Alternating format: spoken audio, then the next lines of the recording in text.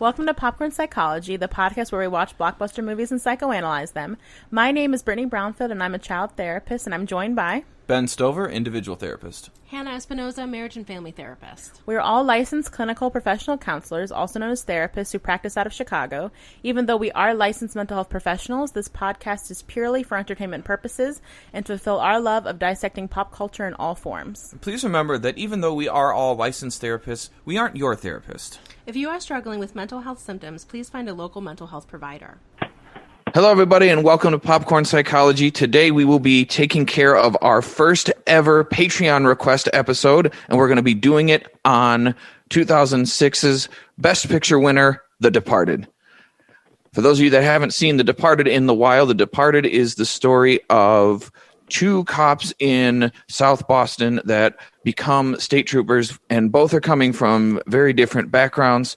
Billy Castigan, as played by Leonardo DiCaprio, comes in from a family that is half criminal and half rich people that live from a different part of the city. And as he goes through his career, he goes through the academy, excels, and then is immediately told that he is not going to be able to be a state trooper, and that what they need him to do is to become an undercover officer.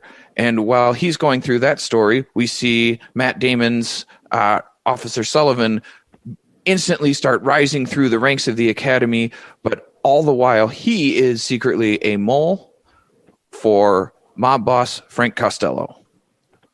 So today we'll be covering just a couple topics as we deal with The Departed. We're going to be talking about the cost of the double life and how it's represented in both Officers Sullivan and Castigan.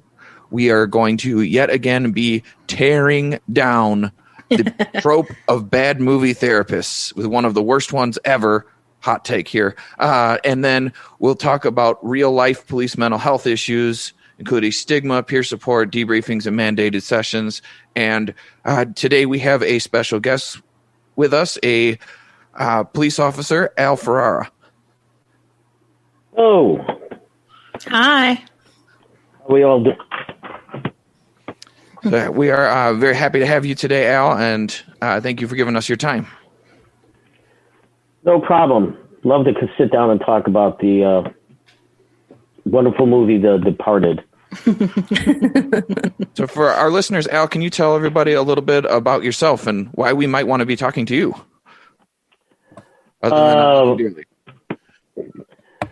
than the fact that I work with the occasion, I got 22 years in the police department. During that time, I've worked as a peer support program coordinator and a peer support member. So I work very closely with officers related to mental health issues and the traumas that they involve. And I've been doing it for about 18 years.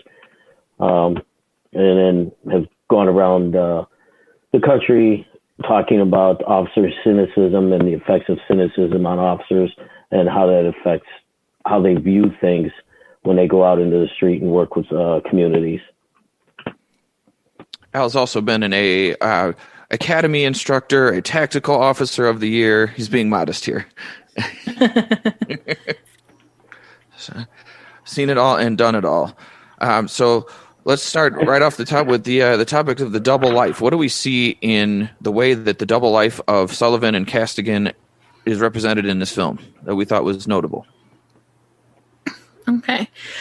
Well, I think right away, and this is a point, Al, you brought up before we started recording, so feel free to jump in on me at any time, is that I'm going to say probably Leonardo DiCaprio, Matt Damon the whole time, but Leonardo DiCaprio, so Castigan's character, he is coerced into doing this work, into being an undercover officer, whereas Matt Damon's character, even though he was groomed at a young age to definitely be part of this life, and you kind of see that with Jack Nicholson in the very beginning, how he's kind of grooming all these young boys to be part of his gang, that Matt Damon is he seems very comfortable in his role. Like he's even though he's definitely been subtly groomed and coerced his whole life, he definitely more identifies with what he's doing and is more comfortable doing it.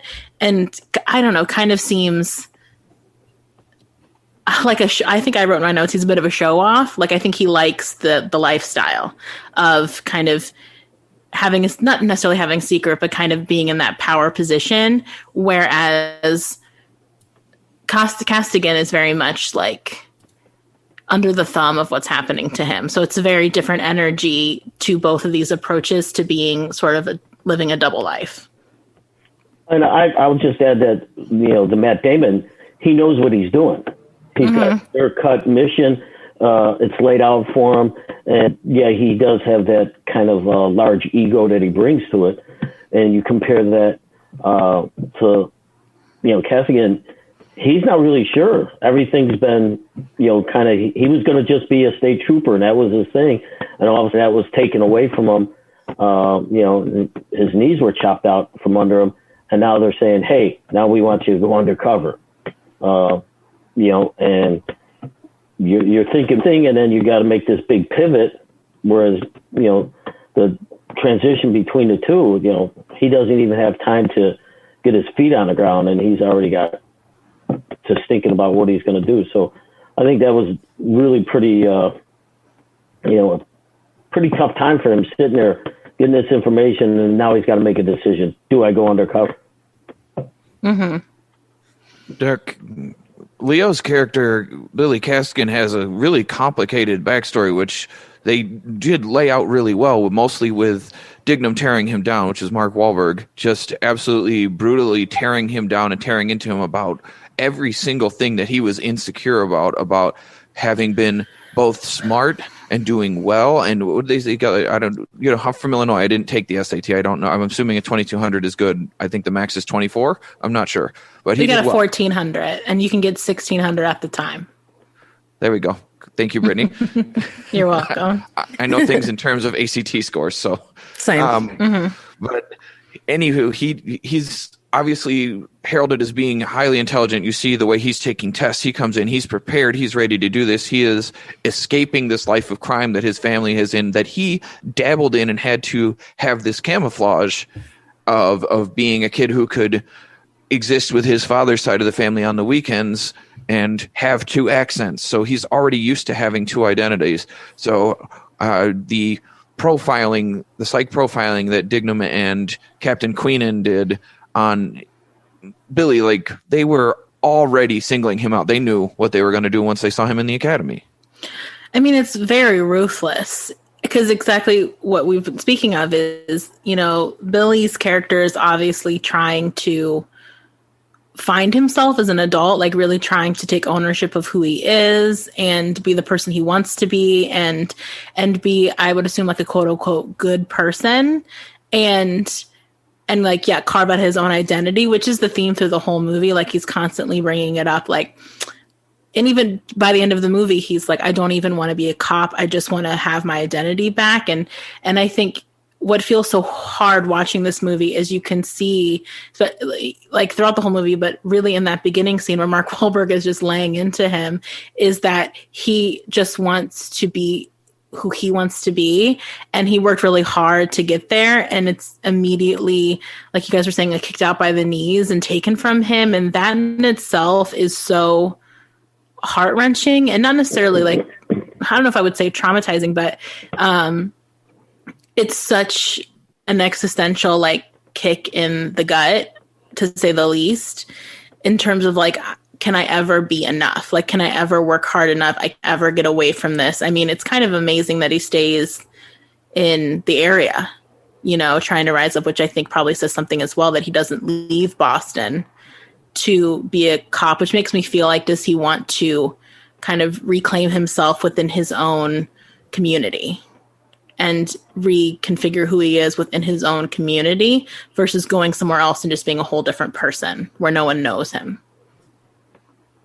Or his family, because that's a huge component of this, is that he's not only trying to escape the environment, is he's trying to escape his dad's side of the family. He's trying to emulate his father, who died when he was young, which I think the subtext is that Costello killed him, but that is, they show him shooting that couple out by the airport, and then they talk about how they found his father's body by the airport. So I never caught that.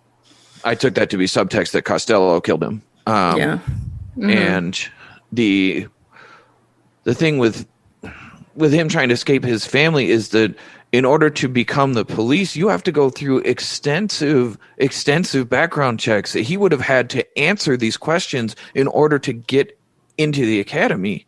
He would have had an investigator sitting with him who had gone through his family's history, knew who his known associates were, go through his ties, and have to pass a psych test in order to get into the academy. And for him to have reached a place where he excelled so hard to escape this and to live up to his father's memory, to have him all of that taken away and get torn down like had happened would have been a brutal experience for him. Mm-hmm. Well, and just the how devastating it is to be somebody who has been struggling to get away from this identity that everyone else puts on you. And he walks into a room and in like 5 seconds or less, it's like he's not anything more than he ever was. And they're using him and they're being abusive and they're using him and abusive in terms of, which I guess I don't know if that's a part of what they should be doing with him or something, in terms of whatever the plan was to make him feel like shit about himself. I'm not really sure. But that the way that they treat him also, even just the difference of how they treated Matt Damon's character, Colin, the difference between, it's almost like the difference between them treating someone like a person and treating someone like you're only here for what I can use you for. Even though I think the relationship with Queenan was a little bit different for Billy. Like, I don't think it was necessarily something that he was mad at him about, but still, like, just that whole idea that they essentially, like, they have his number immediately. And then he has to go through all these awful, really hard things in order to do what they want him to do. I would question whether they have his number in that first meeting. I think that first meeting was a setup to see his reaction. How is he going to respond to all of that? Because you got to remember, that's kind of what I thought. Their whole agenda was, could this kid go cover? So let's rip him down. Let's tear him up and see how he responds. Because if he gets up and says, "Fine, I'm done," and walks out, they don't have a movie. You know, he had to sit there and take it and show that he could, because, you know, from the mental aspect of it, he's got to be tough. And so I think that initial meeting and how they were, although Wahlberg's character didn't really change a lot in terms of that relationship. But I think the Keenan relationship with the captain, it almost, to me, looked like as the movie went on, he started to look at him as the mentor. And I started seeing a little more of the interaction with him, you know, as the mentor, and he was looking at him as that mentor. Mm-hmm. Yeah, I wrote in my notes, what is Mark Wahlberg's problem over the course of the movie? Because he just, like, he's so hot trigger. I mean, they all kind of are portrayed like that, like, for the most part, is these hot triggers. And then also, yeah, like, constantly digging into Billy in a way that, yeah, I don't know if it's meant to, like, to continue to test his resiliency, to see if he's got it. And also, I mean, I don't know anything about this, but, like, as an working undercover, I feel like for that to be most effective and sustainable, that the person, I would imagine, would need a bit more of a sense of autonomy in that decision to go undercover, because there's also, like, a dedication to that. I would imagine that you have to kind of go in with your eyes open a bit. And Billy is going into it from a sense, like we already spoke, like coercion, and then being repeatedly asked to kind of regress to this version of himself from when he was young and do things that I have got to be, like, tearing him apart bit by bit. You know, and every time he has to beat the shit out of somebody, you know, I'm sure that he goes home and is just, like, wrecked about that, because he's tried so hard to distance himself from that person when he was young who probably did those things. Like they said, I think when he was 14, he beat the shit out of somebody with, like, a chair, like an authority figure. Mm-hmm. And so he's worked so hard to get away from that. And now he has to be that person. And like when he was kind of quote unquote, like, defending that store owner by, like, beating up those two guys who are pressuring him. And then the store owner was like, "Get out of here. Like, you're Like, you're just as bad as they are. Like, go away. And so he can't really win in any of these situations. Like, he's always the bad guy. Yeah, and one of the things that they're doing with him is they're trying, like Al said, to mentally challenge him, because if you believe for 1 second that the criminals are going to not do the same, like we see French and Costello do to him when they start looking over him for the wire, and even knowing that he's got that broken arm, they start slamming his arm down to see if he's got the wire stored in the cast. He is going to face a very difficult time, and they're testing his resilience. But the general process and the clients that I've had who have done undercover work is that they are volunteering for that. They are seeking those opportunities out. They want to be the real police, and like the kinds of things that they are telling Billy that he's going to be, and like the package that they're selling him after they get done breaking him down. It's a typical thing that's done when you are training soldiers. When you are working in the military, that's why drill sergeants, the first 2-3 weeks of any type of thing, and now you can tell me if it happens in the academy too, is that they are put on a place where their individuality is stripped away, and they're made very clear that they are joining a group, and that the group is larger than the self, and that you have to break people's egos down so that they understand that they are part of a system, and that they are part of a place where they are reporting to people, and people are above you, and you are a small part of a machine that follows orders. And you have to understand that. And in order to understand that, you must get people out of this identity that they've created for themselves. Unfortunately, the way it's done in this film is showing like what can be the consequences of that when the build up doesn't happen. They just go through the breakdown, because they need him to be out of this state of highly functioning, highly determined, highly on a mission, and they get him on a mission sort of, but we don't see the buildup that happens to police officers in the academy, to soldiers and Marines and sailors in training, and airmen. We'll not leave them out.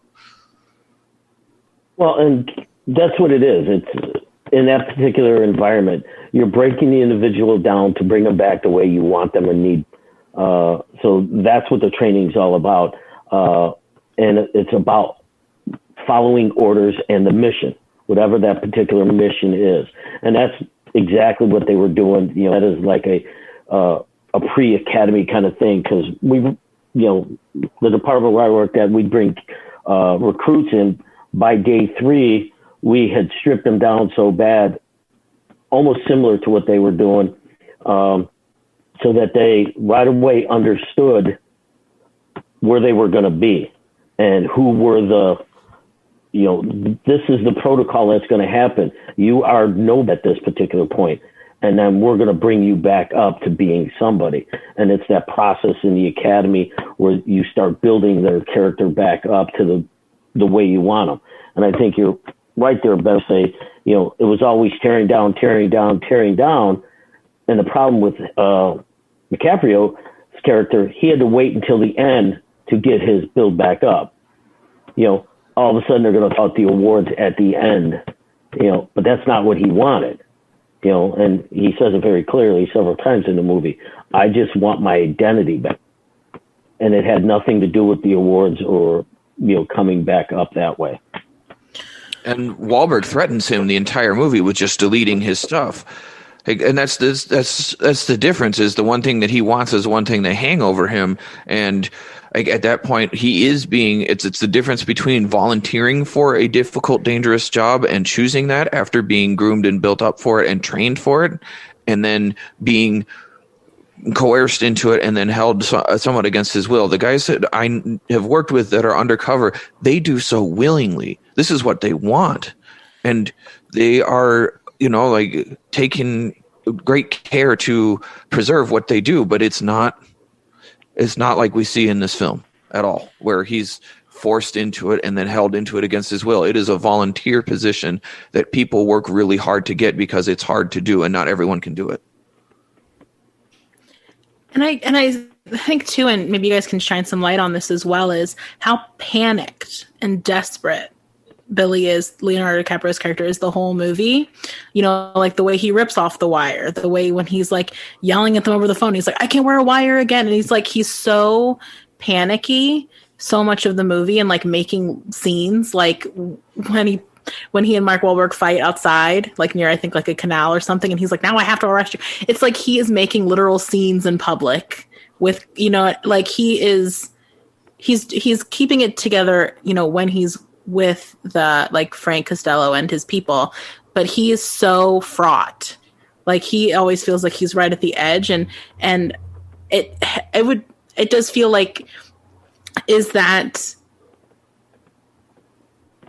in like going against like the mission that he's on, you know, is like he looks like he's about to snap at any moment. And I feel like if I was working with him, I would be really worried that everything was going to fuck up at a moment's notice, because he is like on a dot, like he is on like the head of a pin in terms of his resiliency in those moments. Yeah, absolutely. I mean, I think he's at a 10 the whole time. He feels like, well, the whole time that whenever he's interacting with Queenan and Dignam, he's always like at a 10. He's always worried. He's scared. We see him at the airport. We see him always having his stuff around, like just the sheer panic that he shows on such a regular basis. And is that something that like if you, Al, like if you saw that in someone who is undercover that you were checking in with, would it be something where you're like, this person is a mess, they're falling apart, we have to figure out something else? Like, or is that something that's just to be expected in terms of what it can be like or how it can be for the person who's undercover? No, I mean, the way he is and, you know, being on the edge, you know, sitting there watching that, you know, yeah, that's somebody that you're going to probably pull out because it's unpredictable. Yeah. And that's why they were having those conversations with him. We're trying to keep him cool and bring him back down. So that, you know, because he got in there and he was in there and, you know, he was actually doing well. And I think that's, you know, coming from the mental health aspect of the side of it, him being like that, you know, the sad part for him, those meetings and those get-togethers were his outlet for internal struggle he had. That's why he's so volatile. That's why he's screaming and yelling, because he had no outlet and he had to hold it together while he's undercover. Where does he go to let it out? And, you know, when he gets together with them, and I think the other struggle for him that I saw was they didn't seem to understand what he was going through. Yeah. And he's trying to explain that to them. And, you know, the whole idea, I'm never wearing a wire again. Well, you got to wear a wire. No, I'm never wearing. No, you have to wear a wire. No, that's not happening. What was going on, because they weren't there when he's being, you know, they're breaking his cast open to check for the wire. So what lengths are they going to go to, you know, to check for that wire? He knew, and it's his life. And he knows if he gets caught, he's done. Dead. Yeah. And they're putting him in that they're putting him in that horrible position where they're using him so much, and yet they aren't, like you were just saying, like respecting the knowledge that he's acquiring or respecting his position as sort of like the expert of the environment that he's now in. You know, I can't wear a wire, I have to do this, you got to do that. And they're always just treating him like he's an idiot. It's like they're doing that thing where they're both trying to say that he is all this, that they need him, like he's such a powerful entity in there, but yet then also simultaneously telling him that he's a fucking idiot who needs to just shut his stupid mouth. And it's like, you can't, like, even that discrepancy is so wildly, I mean, you could, if this was like any other position, you would say that was abusive, like that they're not necessarily gaslighting him, but they are like throwing him around like so erratically, and their messaging is so inconsistent and so unkind, and like for him, as someone who's already struggling with who he is, like even in this position, it's like, who am I in this position? Am I someone that you guys respect to like really do this work, or am I just like a body that has the right name and the right past, and you think I'm just like a dingus? And it's like, I can't be both. but they treat him like he's both. Right. Well, definitely Dignam does. It's like the big shift between him and Queenan is that Queenan does offer some of that support, some of that guidance, and then Dignam is just constantly tearing him down. And when we look at Billy, I think the thing that we need to also mention is that he's in mortal danger all the time. If he is found out that he is a cop, if you think that that will go in any way well for him, there's a 0% chance. French is a psychopath. French would absolutely go for the brutal murder without thinking twice about it. He would not care. He would go, this is what it is. You're dead now. And he knows that. He has seen the violence with them. He's seen the indifference for life. He sees the aggression, the disregard for any sort of human condition other than whatever the mission is or whatever Francis says, as far as where French is. And French made it real clear to him early on that he would kill him. And so we see Billy responding to mortal danger. So when we see him in that panic state and taking the panic medications, what we were seeing is a response to known mortal danger. I don't even know that he's fully diagnosable as panic disorder because there's such extenuating circumstances that would qualify that well, between you could diagnose it. Go ahead. Sorry. Yeah, no, I'm sorry. I interrupted you. What I was thinking is that it's either he's literally having his life threatened on a regular, consistent basis, or being threatened by Dignam that he's going to erase him, and he's not going to have that identity either. So either way, he's not going to be able to be who he was, no matter what, no matter where he goes, he's not going to be able to have a choice. And how panicked you would feel, not like he should feel panicked anyway. There's a lot of crazy shit going on. I mean, Frank's covered in blood half the time. Like, I get it. There's a reason why he feels freaked the fuck out all the time. It absolutely makes sense.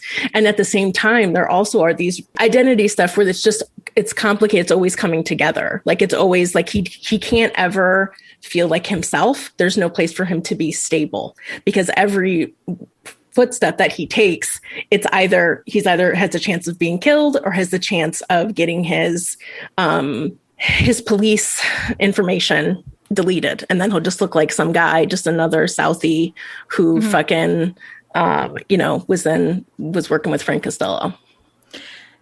And I think what maybe a big difference too with like Leo and Matt's characters is, like you were just saying, Hannah, is Leo really has no place of comfort. Like no place where he can really just be. Whereas Matt Damon has the prestige of his career. He has a girlfriend. He has money. He has a swaggy apartment. Like he has all these things that feel good and that also bring him prestige via the community. And Leo doesn't have any of that to fall back on to counterweigh like the stress of what he's doing. And I think maybe that relates to what Ben and Al, you were saying of like the build-up part of it. Like there's no sense of like you're doing something great for the community, like you're such a good whatever, you're being a hero or whatever it would look like. So he doesn't even have the comfort of like that to fall back on, other than like, I guess he should be doing this. Whereas Matt Damon has all these places to kind of like lay his head at the end of the night.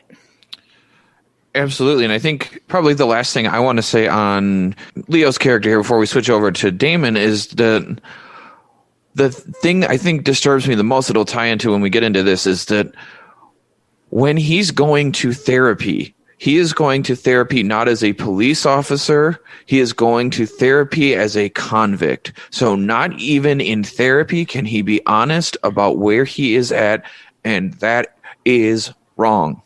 Yeah, I was thinking the same thing. Yeah. And wondering how could he even be expected to be able to do anything when he still has to pretend in that room who he is? Like it doesn't make any sense at all. It doesn't. Does anybody have anything on Mr. Castigan here before we move on to Matt Damon? No, I feel just sad for him. And I hate how his character ended. We can talk about that in final thoughts. Yeah. Why? So what do we see with Matt Damon? He's a douche. Yeah, he's a.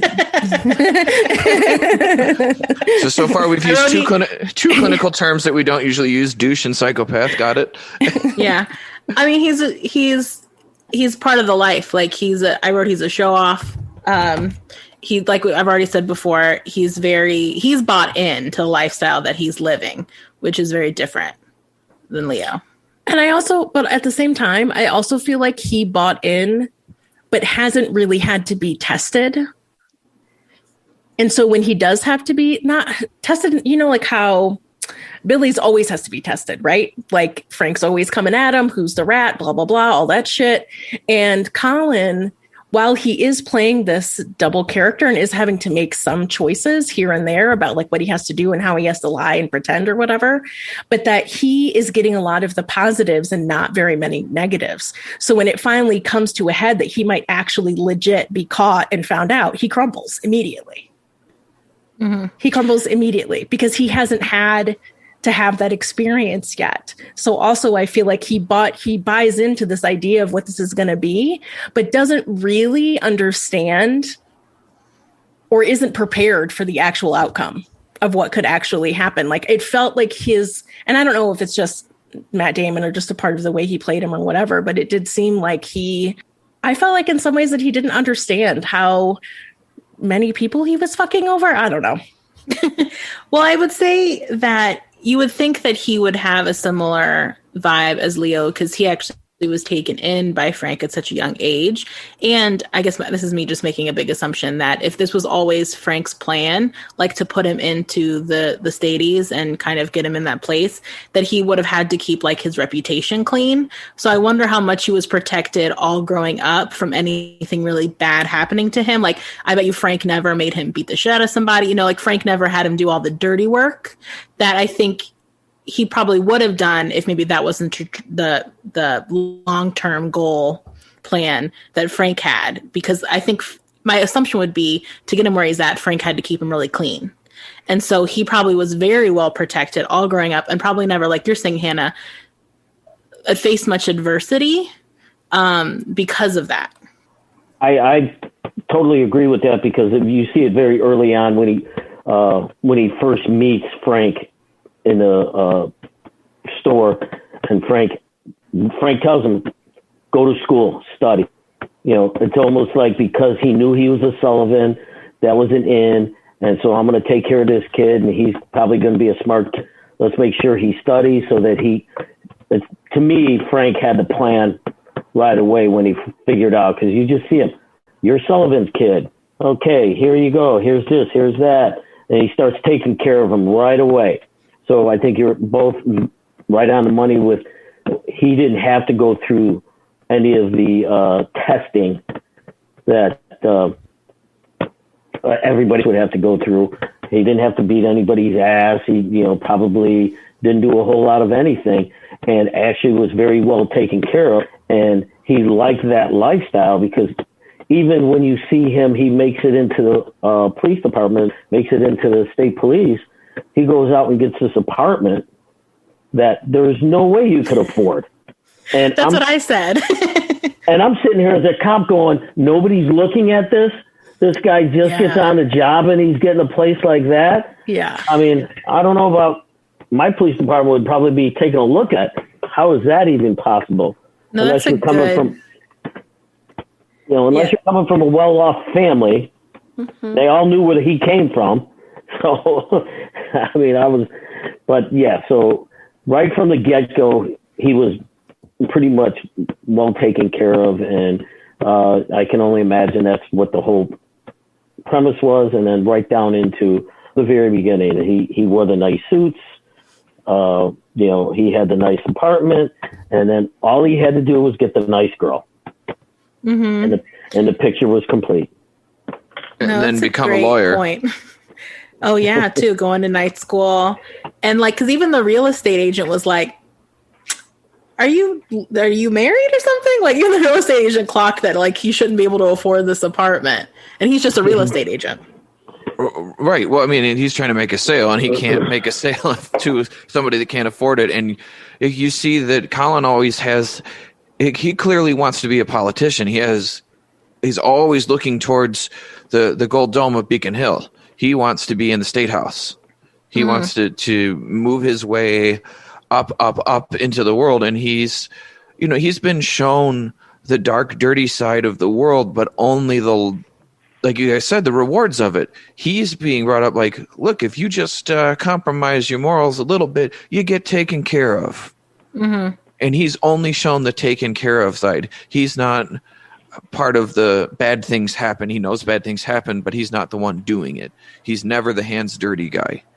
Mm-hmm. And because of that, then he's been groomed his whole life to see, look, if you just work with Frank, Frank's going to take care of you, and Frank knows everybody, and Frank's on top of everything.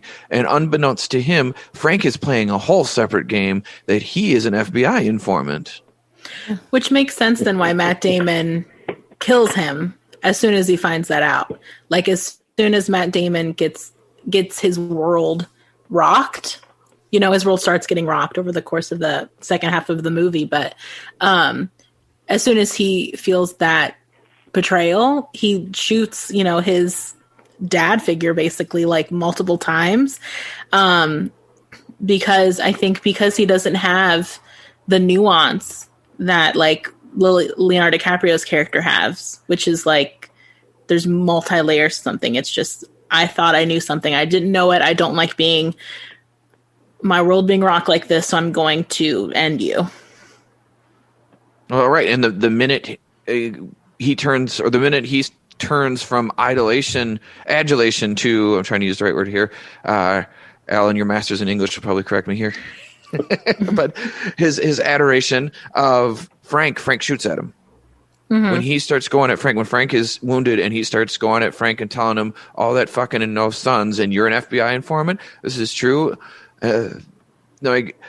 I always interpreted that a little bit different, but now I've considered it different after doing some more research. I always thought that he thought that Frank was actually his father, that Frank had been with all these women and all these people that he was raising as his sons were his sons. But then now I wonder if it's a thing where he's talking about Frank being sterile and that raising Colin as his son because he couldn't have any of his own.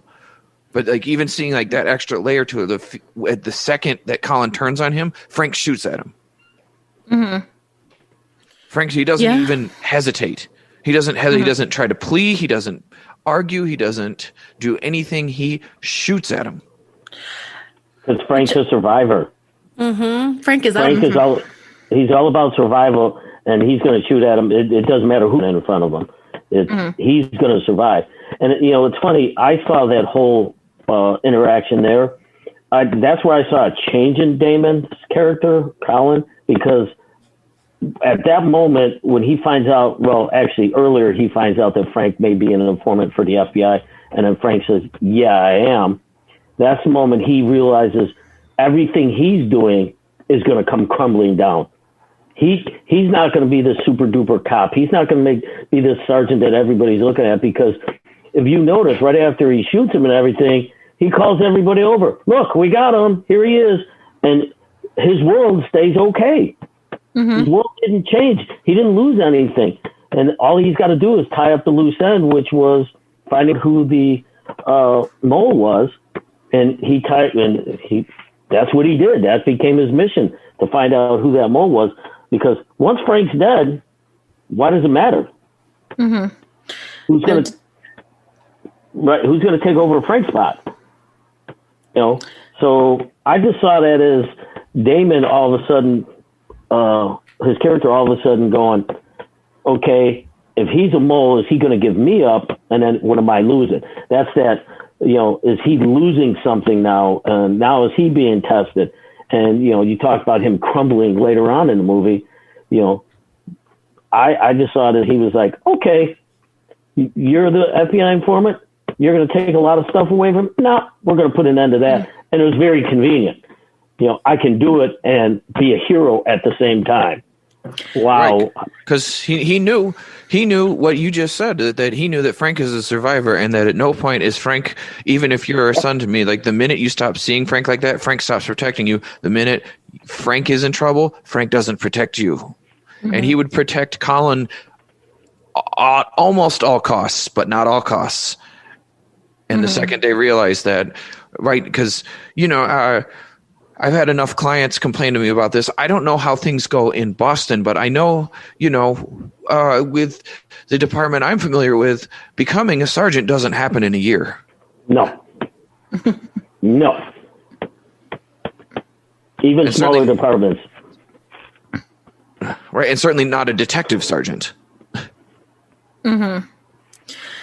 Yeah, Matt Damon definitely keeps failing upwards, as they say, throughout the course of the movie. Just every chance that he should face plant, he succeeds and moves on to the next thing until obviously the last shot of the movie. But yeah, I think it is the thing, the theme we've been talking about with identity of Matt Damon's character, though so different than Leo. I would say he's even more tightly connected to his identity and what that means in terms of status and masculinity too. I mean, that's the theme for the whole movie that I don't think we'll really necessarily get to, but we talked about in other episodes of when he can't get it up, when he can't get an erection, and then that's what he picks on with Frank and all these status things and all the gay jokes of this movie and just all this stuff of having to show who you are, show that you're a real man and what that means. And it's also linked, when he takes the horrible therapist, when he takes her on the date and it's so showy and he's talking about Duck L'Orange. I'm like, you don't even know what Duck L'Orange is. It's he's so wrapped up in this identity of status that I think why he does so well in this double life is that, this might be a mean thing to say, especially as a therapist, is I don't know if he examines further than the surface level. He's so attached to what I would consider the superficial, that it doesn't seem like he dwells at all about the deeper choices that he's making. Even when Queenan dies and all that stuff, he's more thinking about how's this going to affect me and my status, and not I cost a man his life and then I made this whole mess and I fucked up Dingham's stuff, even though he sucks too. But he doesn't demonstrate that he's connected to something deeper. But also that's a product of his environment. He was raised to be very status oriented. So it's that nature versus nurture thing where my assumption would be it's because he was raised in a very status way. And also there's a lot of protection. My assumption would be when Frank kind of picked him and kind of rose him up, that he was probably struggling before then. Frank was buying him basics. He wasn't buying him fancy shit as a kid. He was buying him fucking bread and cheese and stuff. And so, so I do want to recognize that there is a lot of safety and comfort in the status as well. There's survival within that too. So it's not just that he's a vacant douche, as I said earlier, but there is a lot of comfort and therefore survival and feelings of deep safety that is attached to these status symbols, which I'm sure I'm sure Frank just drips in status. That's all Frank is ego and status and power and all that stuff that we could spend 18 hours breaking down. Yeah, I think, and it's important to mention, just that how deep that grooming would have been since childhood. We see it, just a little bit of it happening, but you understand, it happening at different points of time, is that Frank is planting the seed over and over again that you can be like all of these other people and have this shitty life, or you can work with me and look what you get when you do that. And if you do just these things, it's going to be the slippery slope mentality. He starts off by first just, getting him a comic book and some basic stuff, and then you don't struggle. And then it moves on you do a little bit of this work here, and, maybe it's benign. You just kind of tell me what this guy's up to. And he slowly but surely gets him deeper and deeper entwined into the operation, and more rewards and more separating and elevating his status to the point that he has it so ingrained in his head that it is intolerable to be anything but having a status, that anything else he will reject. And that's why we see his primary motivation be towards seeking status and power. Mm-hmm. All right. Does anybody have anything else on Sullivan versus Costigan. Well, I think Sullivan, because we're talking about the identity crisis that Costigan was having. I don't think Sullivan had that identity crisis. That, he was attached to that identity and made it very simple for him, whether it be based on status, whether it was, the grooming that he had. But you don't see the identity struggles with him. And, in fact, his decision making is more to keep his identity, even right down to shooting Frank. That was to save his identity within that police department, which, allowed his status to rise. So that was the only thing the dichotomy between the two characters, and the one struggling for identity at every instant versus the one that was pretty comfortable and pretty secure who he was. And even though we know there was two identities there, one of the police and one of the gangster, because he is involved in the gang, but it seemed to kind of meld into one. And you didn't see that real separation other than when he was talking with Frank. Yeah. Agreed. And did you find it interesting that he called Frank Dad? You brought it up earlier, Ben. When he made the phone calls, he was always, "Hey, Dad." Oh yeah. Mm-hmm. It's like it was a nice cover, but it was also, nothing in Scorsese is ever just one thing, unless it's a woman character. You're telling me. Because whatever, I forgot what the test is, but I've never seen a Scorsese movie where the female character passes the test. Brittany, I'm sure you know what I'm talking test? No, Bechdel test? never. I Googled this while we were watching this piece of film last night. I saw two different numbers, 23 on one and 29% of his movies have passed the Bechdel test. Which doesn't surprise me, because I think in this movie he only had two female characters who spoke. No, three. The girlfriend. Four, the mother. Or four. Oh, that's true. But only one character. I think the girlfriend had a name.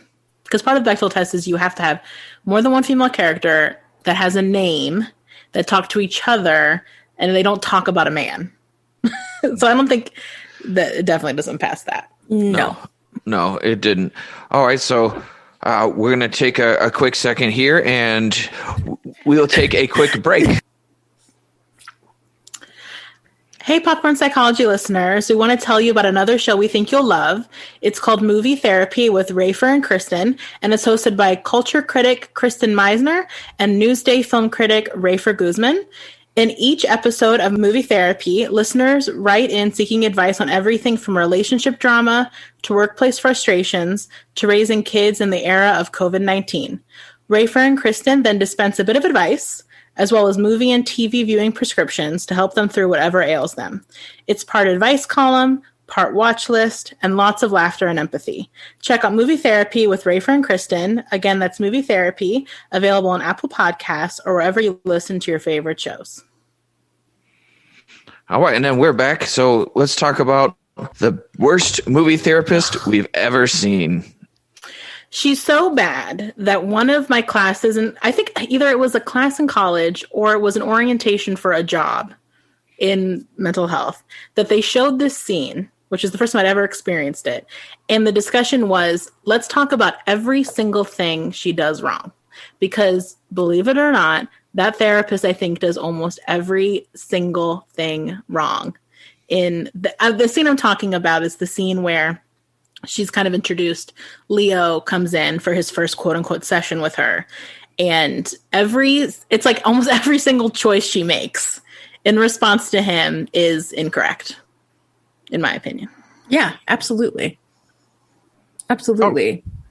It was just completely off base. Like everything that she does is things you would see a person who's playing a therapist on TV might do, or think, what would a therapist say in this situation? Well, do you have an alcohol problem? Did you grow up with a family? Her trying to deflect everything Leo says back to her without providing any context, just this defensive posture she assumes. is so bizarre. She's so defensive. She's so defensive. She has no awareness of how she's coming across. She has no awareness of what this person is experiencing.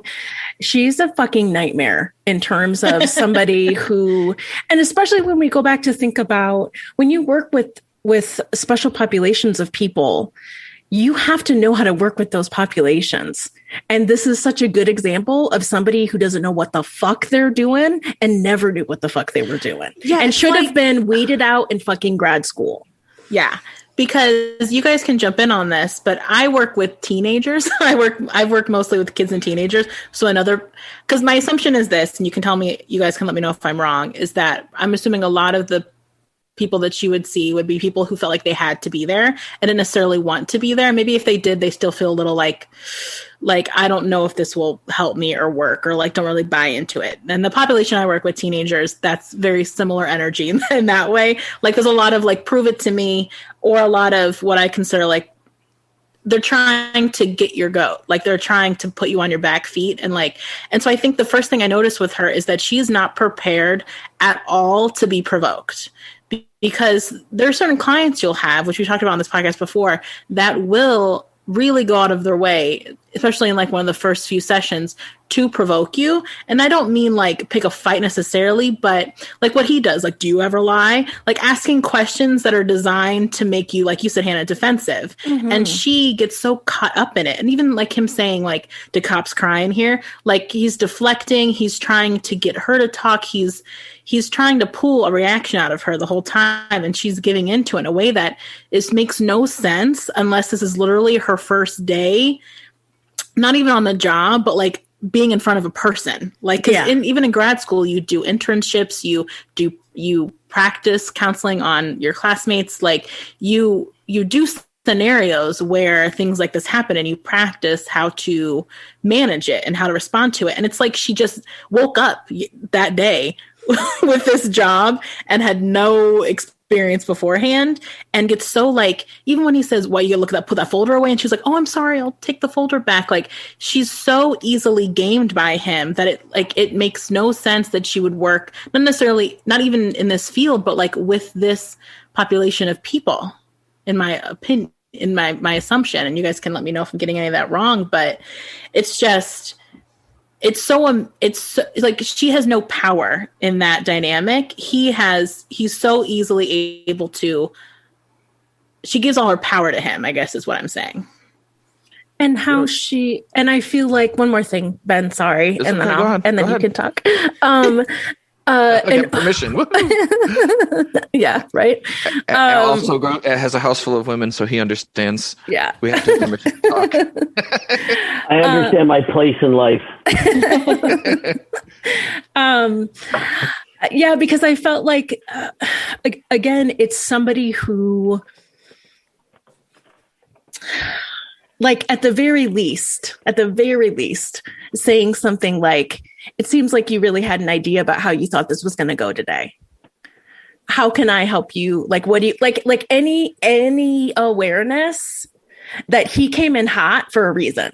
He came in hot to throw you off on purpose. And the idea that she wouldn't have any idea, as someone who seemingly is a well-seasoned psychiatrist who's done this work for at least, my guess is at least 5 years, if not more, that like the fact that, again, there's just no, it's like she doesn't know anything about psychology. Fuck, I don't know. It just seems so incredibly odd. And it just takes me back to some of the examples that I've had where people have said, again, where they don't pick a fight with you, but they say something to get under your skin like, well, therapists are just like prostitutes, you just pay them for their time. I've had somebody say that to my face in a first session. And that doesn't. Was it a cop? No, it was not a cop. No, it was not a cop. Funny though. It'd be funny if it was. But again, like that was an example where I let it roll off my back and I was like, okay, this person definitely has something they're trying to do. I'm just going to pretend like everything is fine. Doesn't fucking matter to me. And because that's a part of being a mental health being in mental health, you know that different people are going to come at you in different fucking ways. And the fact that she has, again, no awareness, I don't know. I just hate her. I hate the way that she's represented. I hate the fact that she would even be considered a psychiatrist in any sense of anything. And she really, truly, she steps over every single boundary you could have. She makes all of the wrong choices. And just a perfect example. And I think I've seen this video of this in an ethics course. I think for training, when I went back to Thresholds the second time, when I did the training, that's what we talked. That's where I saw it too. That's where you saw it. Yeah. Yeah. They use that as an example of how many things that she do wrong and how she's not even in a place to de-escalate him.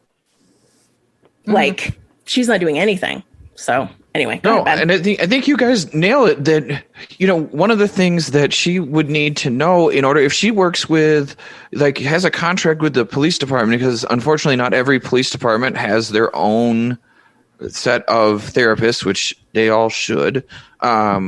Is that in order to work with special populations like police or hardened criminals like she's supposed to work with, like you guys said, you would need some cultural awareness of who you are dealing with and how and what you need to do in order to reach that population. I was fortunate enough to have someone who happens to be sitting here with us help me understand how to work with police officers and to understand that, man, like one of the first things that some cops are going to be doing is testing you, because they're going to see if you're even able to deal with what's going on, that it's even worth their time to invest in you, to even talk to you.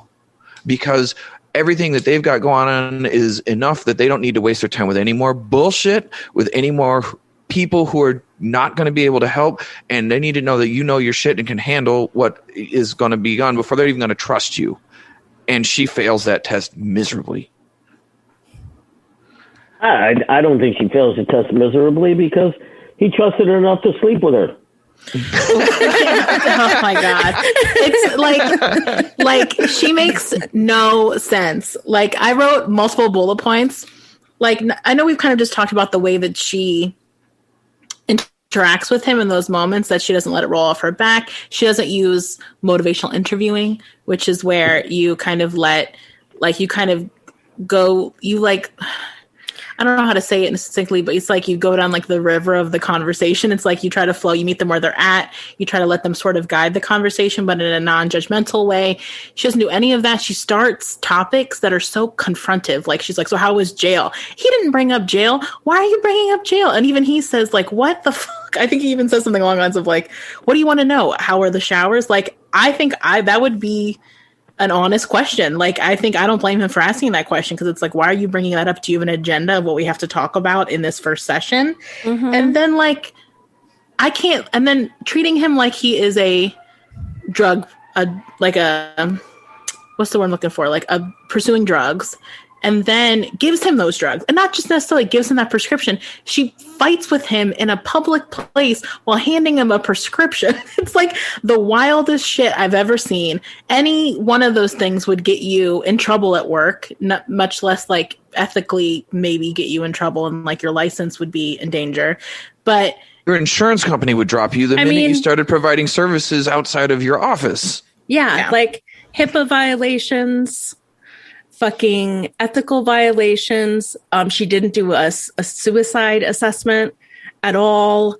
Like, I mean, it's just like the list goes on and on of all of the things that she didn't do, and all of the ways that she continues to undermine any kind of relationship, any kind of professional relationship that you can have with somebody, in terms of them being your psychiatrist. Like it's just like she's just another person that just wants to be your friend. It's like, bitch, he don't need friends. I mean, he does need friends, but also he does, he's a good psychiatrist. Yeah, but again, I think going back to the idea that even in this setting, that wouldn't have been appropriate regardless, which is what I feel like I'm kind of hearing from Al and Ben, that her seeing him as him being mandated as a mandated client. Well, one of the things that you guys are talking about the things she did wrong. I mean, you're talking about giving the prescription out in public and having this, debate with him about it, but she chased him down to give it to him. Yes. I mean, that in and of itself, why are you chasing this person down that, you originally said no, and now you're chasing them down? And it's almost like she wanted to convince him, okay, fine, you need him. So I just thought that whole scene where she chases him down, I'm like, yeah. The only thing I wrote down, I'm going to tell you guys, I wrote down this is a great recruitment video to get officers to go in and see a therapist and seek mental health. Sure. I mean, sure. because they get to sit there and hope that if it's a female clinician or who knows, hey, I'm in, let's go. And, I just thought it was so ridiculous, the way she handled a lot of that stuff. And what he did, it's kind of emblematic of what a cop might be. Ben has already addressed it. I mean, they're coming in, you got to remember, cops come from a position of power. They're also coming from a position of, a constant threat. So when they're walking in there, a police officer is the one that helps. And now they're asking for help, because whether they be mandated to go in, whether they come in on their own, now it's we talk about the identity crisis and the conflict. They're sitting in an office and they have to test you. They have to test you to find out, can you handle, because they're going to tell you some really ugly stuff. And they have to know that you're going to be able to hear ugly stuff. And, so I saw, him coming in with that kind of testing. Yeah, she fails miserably in terms of the test. Because who really was in control of that whole relationship? Exactly. He was. So, and 100%.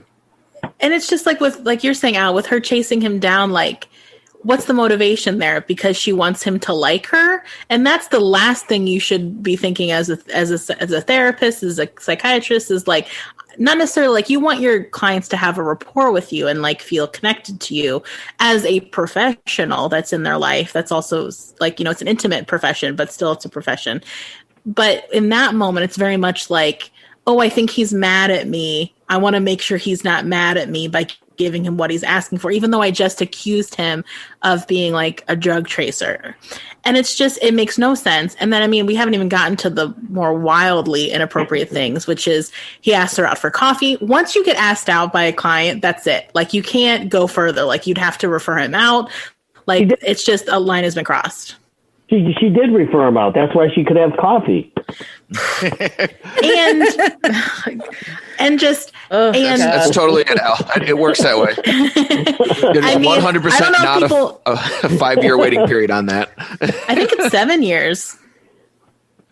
Oh. But people don't realize that even when you stop seeing someone, there's either 5 or 7 years that you have to wait before you date them. Even though the idea of me dating a former client makes me want to throw up because it's so inappropriate. And the power dynamic is so, you can't ignore it.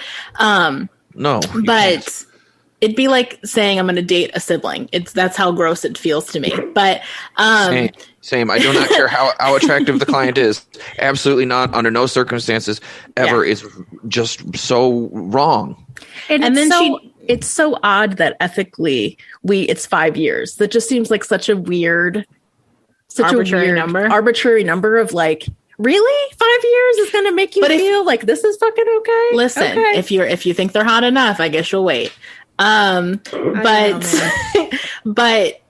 and I think her going on the coffee date and then her, like you said Al before, sleeping with him, and I feel like, this might be more final thoughts, but she makes no sense to me. Like, as the character, as a woman, as a mental health professional, she makes no, it's like she truly feels like she was written. Like, she does not make any sense to me, her motivations, because I get that the objective is that at the end he trusts her enough to give her the info that, where how things shake out at the end. And she could have just been a good therapist to him, that at the end of the movie he was like, you're the only person I trust because you're my therapist. Like, she still could have stayed in an ethical role with him and had the same story outcome that I'm assuming that's what the chase was. And so making her this incompetent quote unquote floozy in the movie is like, it just feels disrespectful on every level for me as like a female mental health professional. You know, I can understand that because they do this over and over, and with female characters, whether it's psychiatrists or therapists, is that they always end up some way or another. And then the male therapist too is like, somebody always ends up sleeping with their therapist, and the therapist always crosses that line. And that's always the trope. That's the interesting narrative device. And we see it with her. If you watched Gotham, you see it with Lee Tompkins, who is usually a psychiatrist character that takes care of Batman and works with him and keeps like such strong boundaries. And then when we see her, the younger version, working with Jim Gordon, we see her like, oh, well, I work for the police department, so now let me sleep with this young detective and captain. Like, well, if we're gonna stick to the Batman theme, because you force that on us every episode, Yep. Harley Quinn is Joker. Harley Quinn is Joker psychiatrist. You could also talk. I mean, we talked about this before. Step Brothers, Girl on a Train.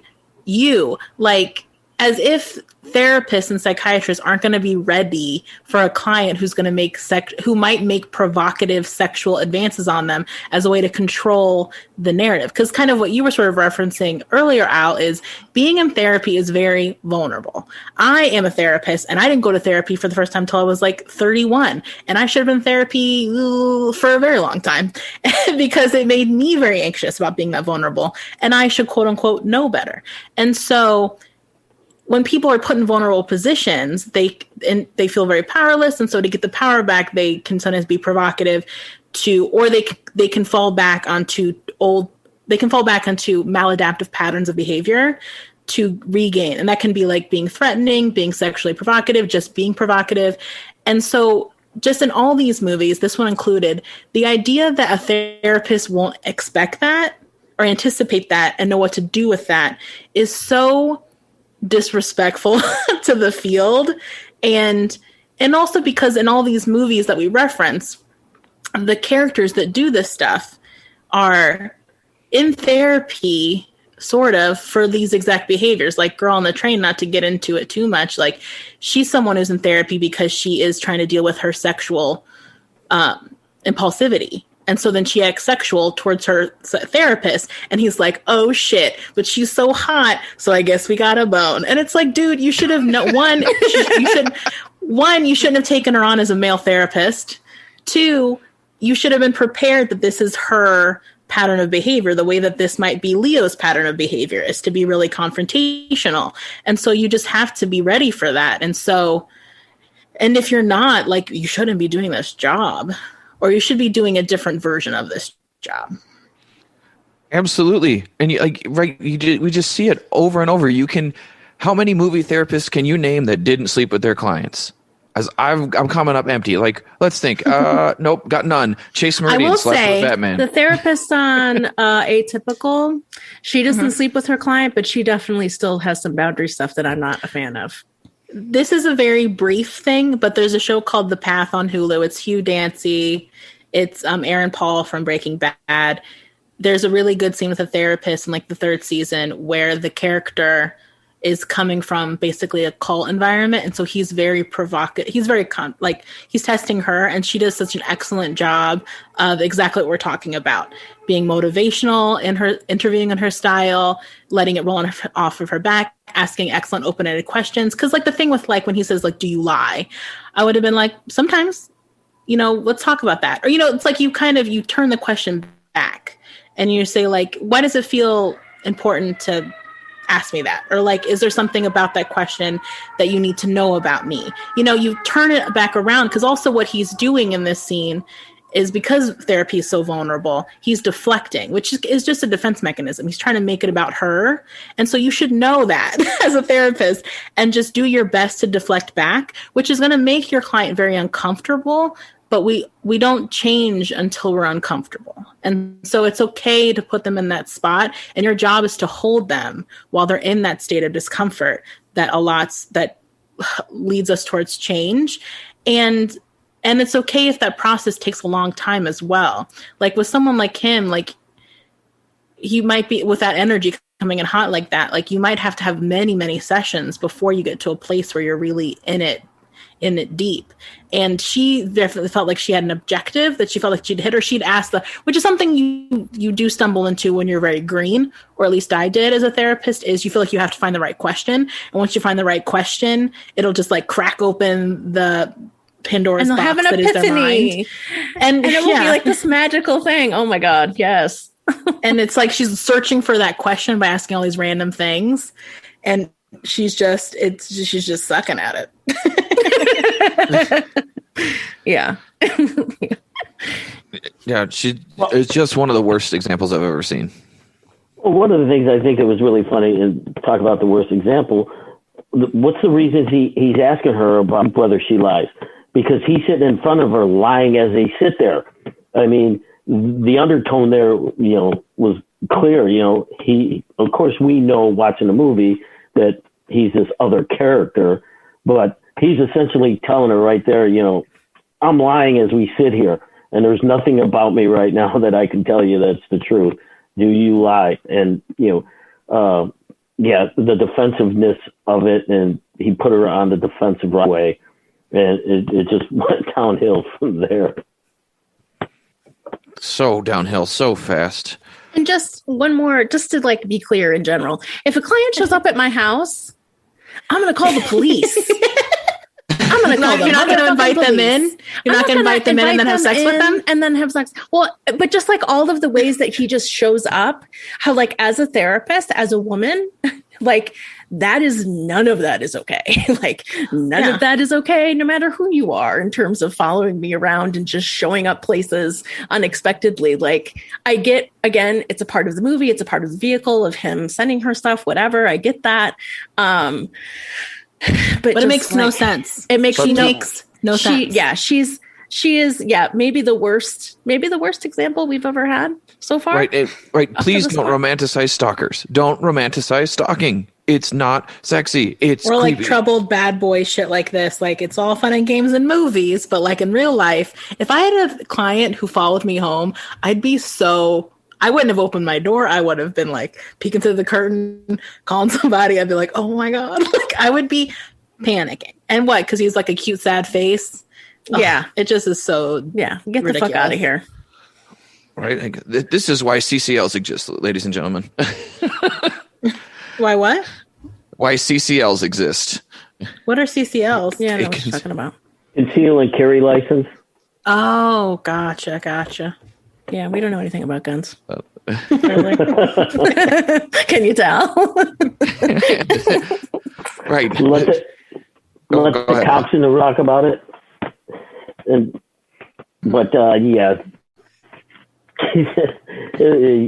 You guys, she does not do a service to the profession at all in this, movie in any way, shape, or form.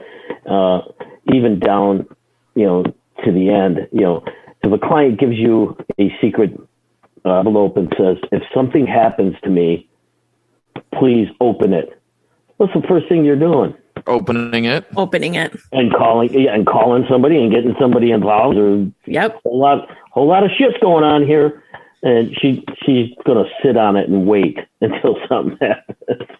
Yeah, exactly. Like the idea that it could be, because now as I'm thinking about it, like it could be a suicide note. It could be, there's so many different things that could have been in there.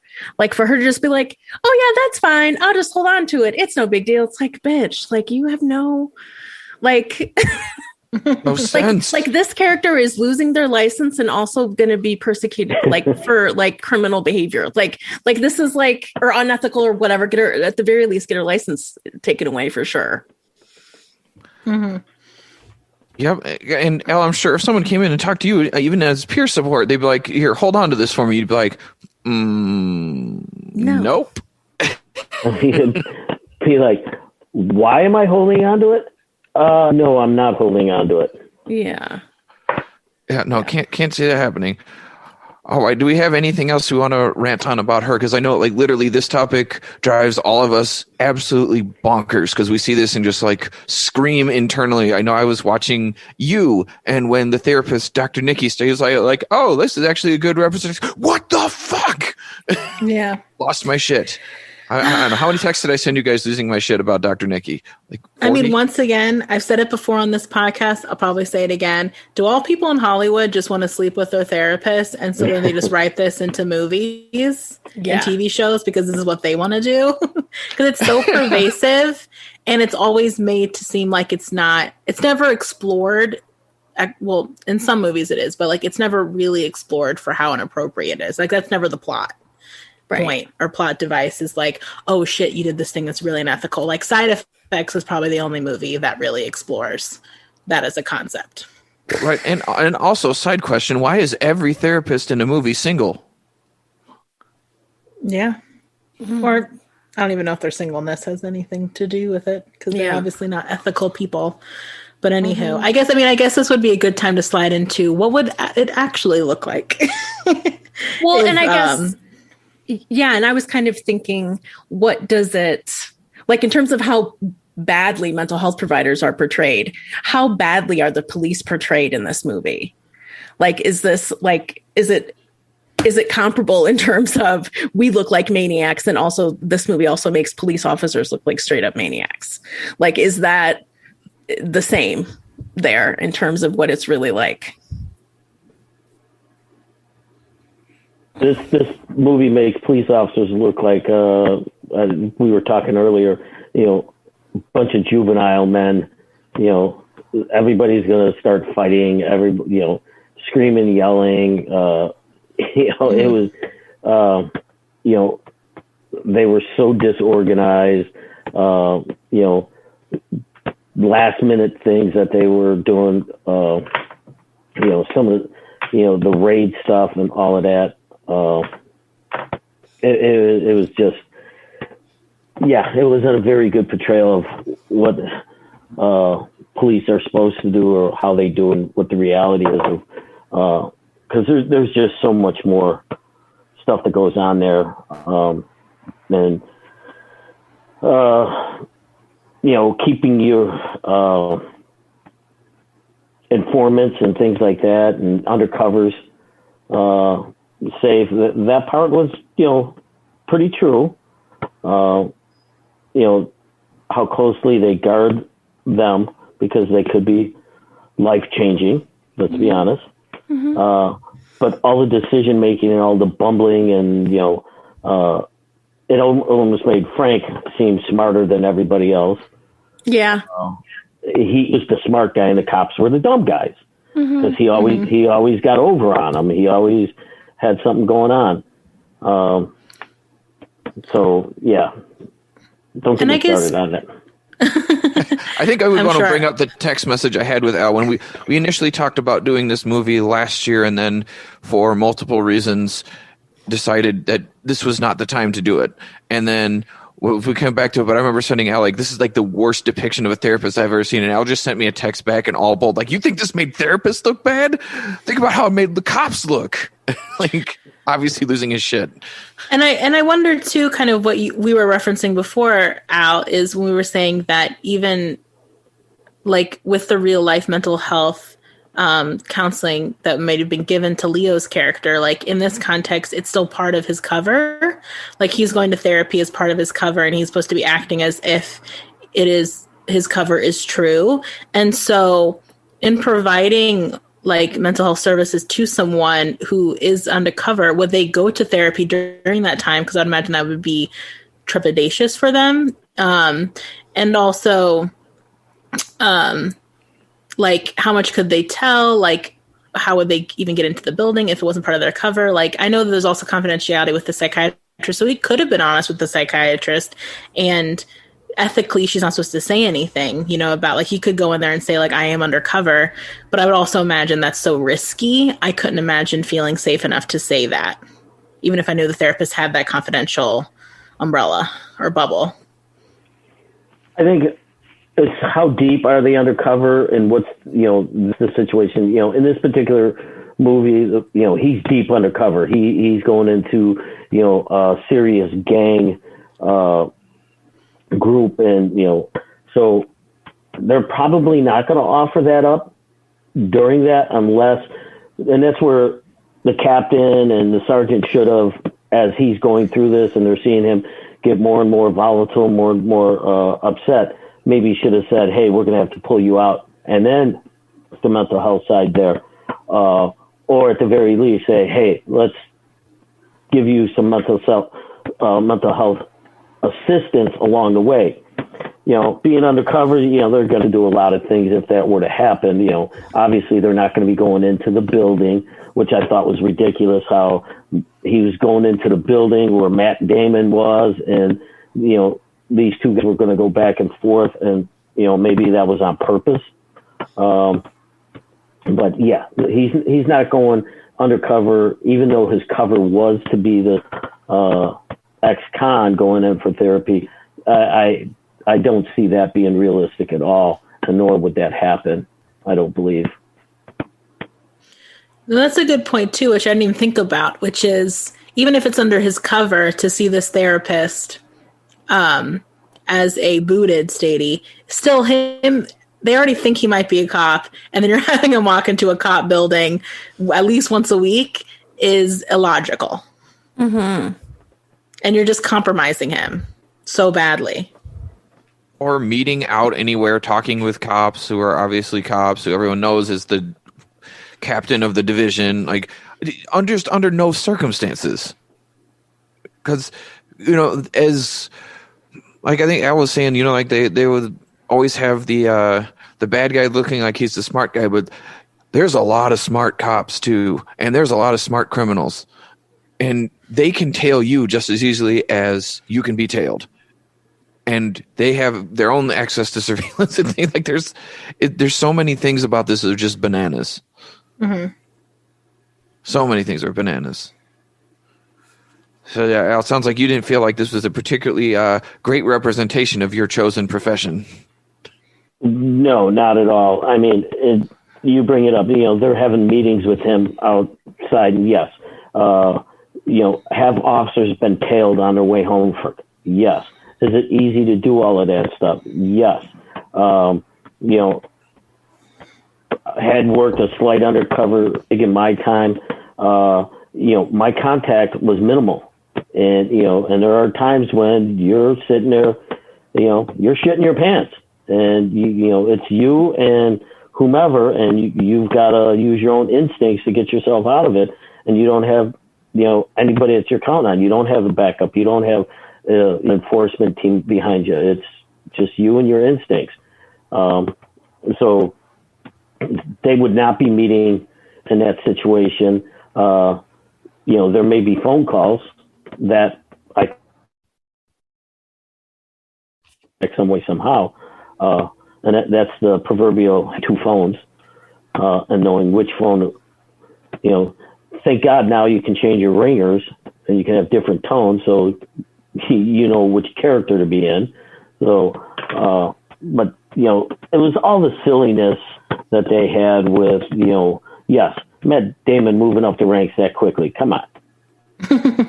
Not happening. Not even in small departments, you tend to move up quicker. But that's not happening, especially in the Massachusetts State Police, which is a really well-known state police department. They're, very good.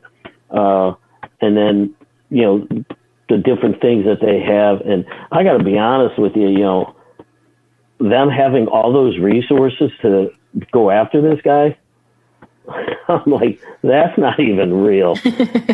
Well, they didn't have that camera in the back. How about it? That's why that guy got his ass beat. Like sweaty Alec Baldwin just screaming at people and then fighting the tech guy. It's just like, ooh, aye. Yeah, he's a boss and he's going to go around punching everybody and go after everybody. It's not happening. Not happening. So that, again, are they trying to portray a stereotype there? A stereotype of, police officers, and it's just funny. And again, it was 2006, but, talk about the stereotype of white Irish cop.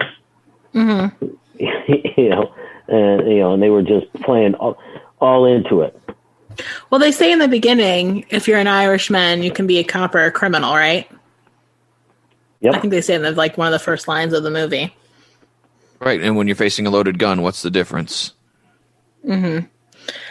Yeah, I right, think so- wasn't that his way to draw him in?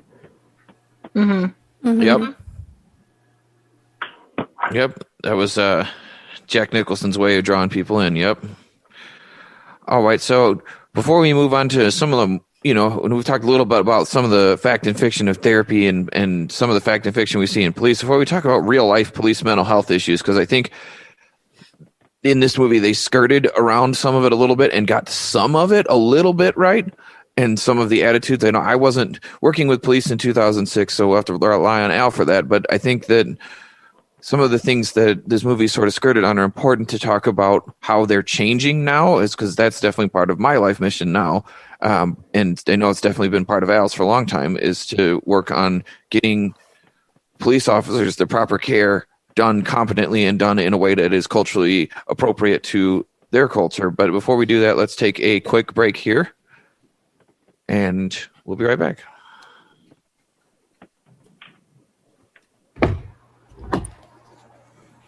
All right, and we're back. So this next segment here, let's talk a little bit about real life police mental health issues, because some of the stuff that this movie covers some of the things that I do, and some of the things that are important and becoming more of a best practices model that is being viewed as police. There's large organizations that have large meetings, one of which Al and I went to last year, right before the pandemic hit, which is the International Association of Chiefs of Police, where we, sat with other professionals talking about police mental health for good 3-4 days. And there's a lot of attention being placed on it, and there's not a lot of positive coverage being done around the world about all of the things that are being done and thought of and talked about for police officers and their mental health, which have unique needs.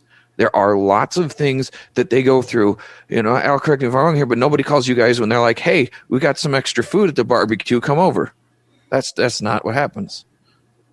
That's the standard line that we use all the time. We're not called for the parties. We're called to break up the parties after they've gone crazy, or the family fight that existed in the party. That's when we get called. Right. And even if they did call you guys, they're like, "Hey, we got some extra stuff you guys want." You'd be able to be like, "No, thanks," because you're not going to trust that it's safe, which I wouldn't either. But I think the really important things, like this movie starts skirting around, is like Matt Damon's character is very cavalier about making fun. Oh, officers come and cry when they fire their service revolver. They have to come mandated to see you, and that's a real thing. People do, if you get into a shooting incident or any other traumatic incident, have to come in to do a debriefing. But that's not something that I've ever seen portrayed correctly. I don't know, Al, have you ever seen that portrayed correctly in TV shows or movies? No, it really doesn't. And, they tried to do it. Chicago PD tried to do a segment on that. But I again, very cursory, not too in depth in talking about it. I mean, and the only thing, Ben, I want to tell you, you and I happen to work in a department where, somebody involved in a shooting, it's now mandatory to do. That's when it changes, but it's not across the country and across the board. And that, police officers getting into shootings, getting a debrief after, that's not happening. And, the crazy side, and this is the inside that I can give you, having been as the peer support member, crisis counselor during these traumatic events, 9 times out of 10, when I get an officer after a shooting and I get him out of the limelight, he's not standing in front of his peers and the bosses and everybody else, and we go in the room and we start talking, 9 times out of 10, the first question he asks me is, why didn't the person put the gun down, or why didn't they listen? And then the next thing they do is they end up breaking down. And we'll spend 2-3 hours in a room just digesting the event that happened so that they can go back out and finish their paperwork. That's a lucky thing. That is not a majority of the police department. And I think if now you look on YouTube, it's starting to be, because of body cams and because of dash cams, you're starting to see those instances where coppers get involved in the shooting and then they start breaking down, because people they're human.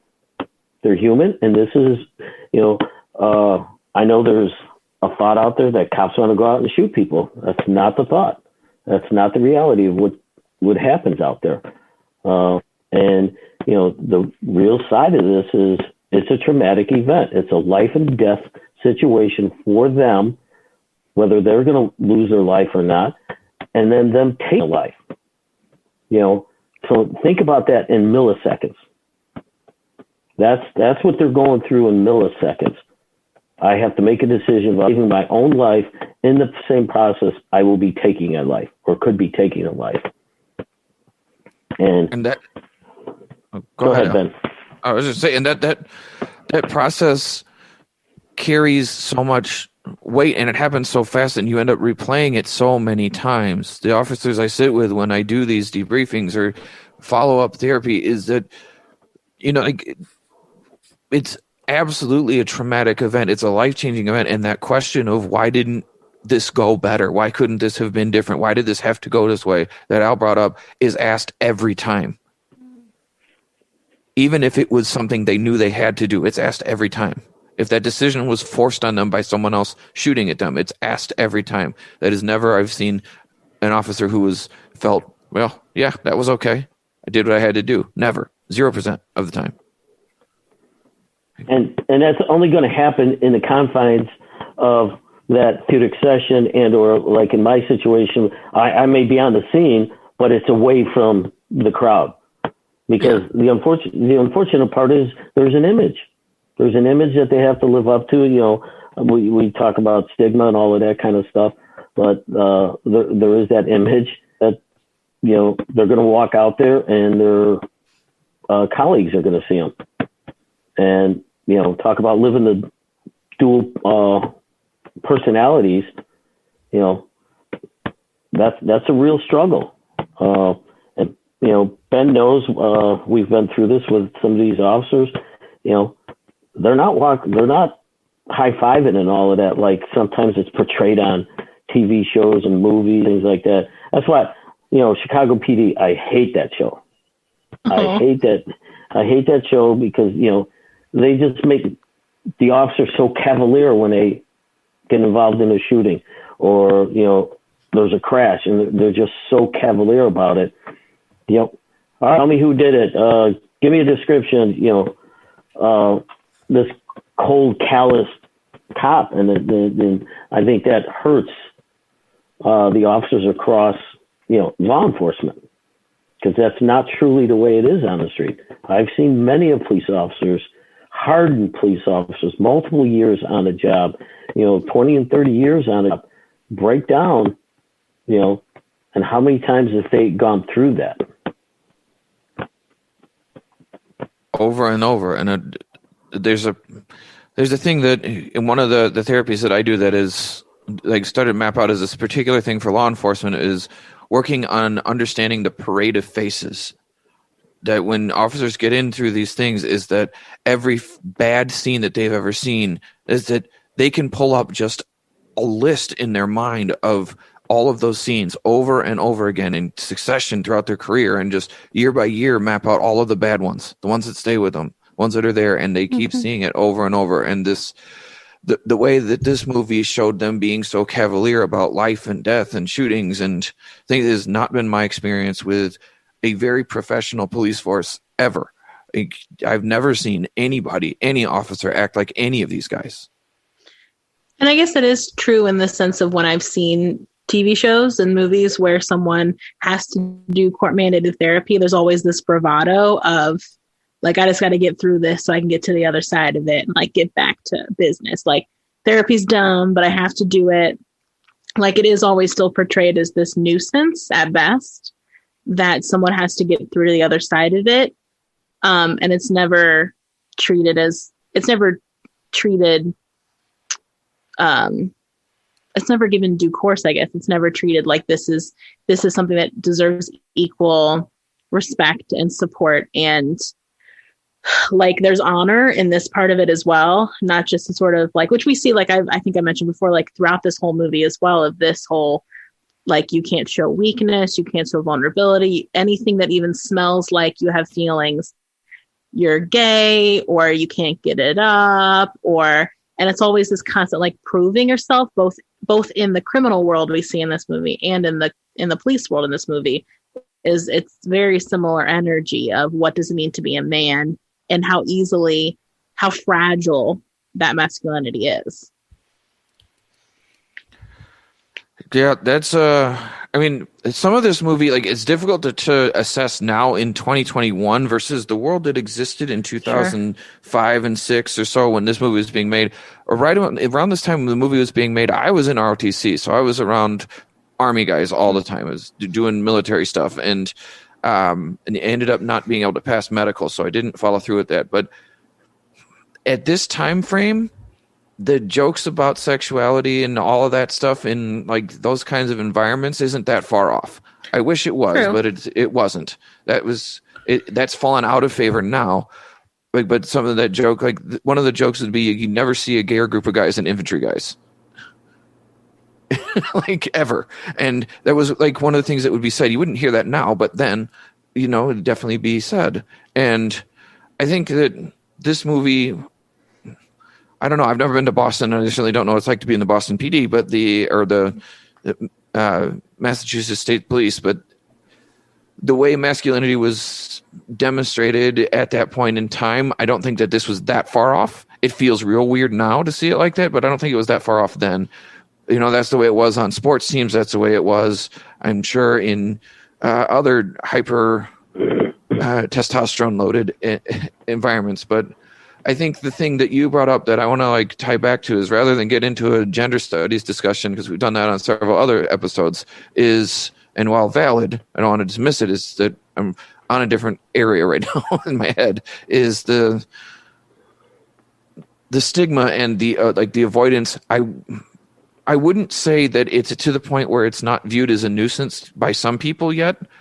It's a constant struggle to see it, to get viewed as a support.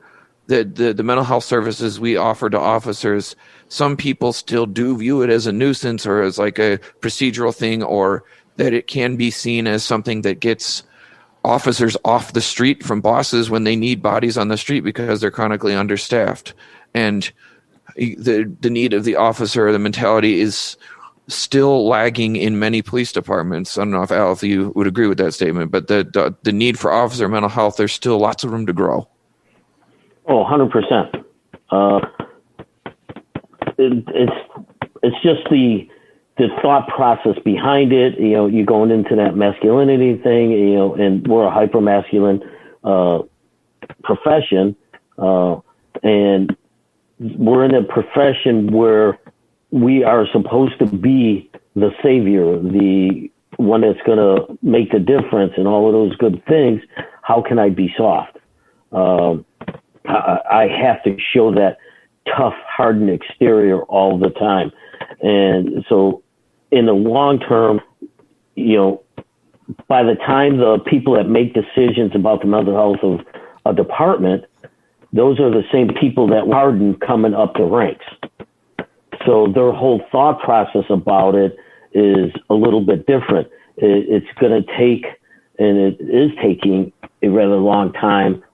Even now, in today's day and age, and remember, this movie was in 2006, and they actually had therapy there, which, hey, she wasn't the best, but at least there was a therapist picture. But even today's day and age, with all the talk about mental health of officers, they're still not providing the things, because here's the bottom line. So like Ben said, one, it could potentially take an officer off the street, and they're understaffed, and it's about keeping an officer on the street. In our particular department, if somebody's in a traumatic event, they can be taken off the street for 3 days minimum.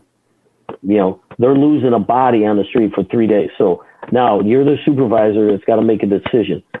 Do I leave this guy on the street, or do I what's right and have him go in to make sure he's okay or she's okay, or do I just let them decide. And if you're letting a cop decide, we know what his decision is going to be. I'm good. Mm-hmm. I'm good. Ben and I know how many times we bring people in at the start of the session. I'm good. I'm okay. I don't need to be here. Yeah, it's all good. Okay. 55 minutes later, they're walking out, wiping tears out of their eyes and saying, it was, thanks. I appreciate it. It was a good thing. They have that bravado, but again, it's a long way from where it should be. It's not normalized, and it's, the stigma. We talk about the stigma and what everybody's feeling about. Let's put it this way. In the country, how do people feel about mental health? Now you take that, and that's where every cop comes from. That's what they've been just as growing up. And now you put them in this hyper masculine, with this authority and with this decision making and all of this, it's not surprising they think and feel they do. And what is the, kind of general thought on mental health? Hey, do they put the amount of money? And I know I'm sitting with 3 clinical therapists, and you guys are probably like, yeah, somebody's saying it. They don't. You guys don't get paid enough. Nope. Guys do not get paid enough, and they're not putting in the effort. It's cursory. It's everybody wants to say we're doing something, but nobody asks what are you. We know at our department, Ben has to share an office with another therapist, and how much easier would it be to building with more offices or to get a second or third building, but we can't do that because of budgets, and we're not going to be able to do this. So how many cops are not being seen because of that decision? And then how that multiplies across the country. Absolutely. There you go. And I think go ahead, Hannah. Oh, you go ahead. Well, and I was just listening to both of you talk about this too, just kind of highlighting the fact that we don't take mental health seriously in this country. And that is pervasive in all of the ways. It's pervasive in terms of being involved with our cops, in terms of anybody getting the kind of fucking support that they need. I mean, in any level of the structural, the way that we have our society set up, there aren't a lot of ways to get what you actually need. I mean, if we talk about cops, we talk about veterans who are waiting to talk to the one therapist that they get to talk to for 10 minutes once every 2 months. Like, this shit doesn't make any sense. And it's that disconnection, that the stigma, for sure, that's going to be a part of it. We know that's going to be a part of it. But I feel like what feels like we're always butting our fucking heads up against is the understanding that we need more resources. We need more flexibility in 1,000 different ways. We need money to be managed in different ways in order for us to create a system that is workable for everybody. And so I think, I don't know, it was just kind of, not that I didn't expect that they're not supporting cops the way that they should be in terms of mental health. It's not like that's a huge surprise, but I think just realizing too that how that should be and should have always been an integral part of having a police force in general, because mental health would be so affected and is so affected based on all of the things that they're doing. Right. And it's evident, like, some places are taking it seriously. I don't want to sound like not all places are. Some places are taking it very seriously. It's just there's just so much room for growth, and some places have much more room for growth than others. But like, some of the things that I see that make it more difficult for officers to access health is that mental health is that there's so much stigma and there's so much misinformation tied out there. So much misinformation out there tied into losing their job for seeking mental health services.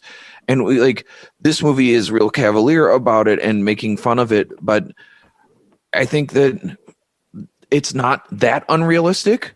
some of the attitudes that they display, I wish that it's starting to change. I'm seeing changes in it in younger officers. The perception of seeking mental health services is a lot different than it is in the older officers. But that's also because the world that they grew up in has changed. Like I was saying, like the attitude in the country towards mental health has changed. We as therapists, especially after this COVID outbreak, have been bombarded with people. I get more referrals in a day than I can deal with, and that's from my private practice work, let alone like my full-time work. But even private practice work, like I have more referrals coming my way than I can deal with. And especially the more you specialize, the more people start seeking you for things, and the attitude towards mental health is changing, and we're seeing that translate over to servicemen and officers and other people in first responder roles, and that's good.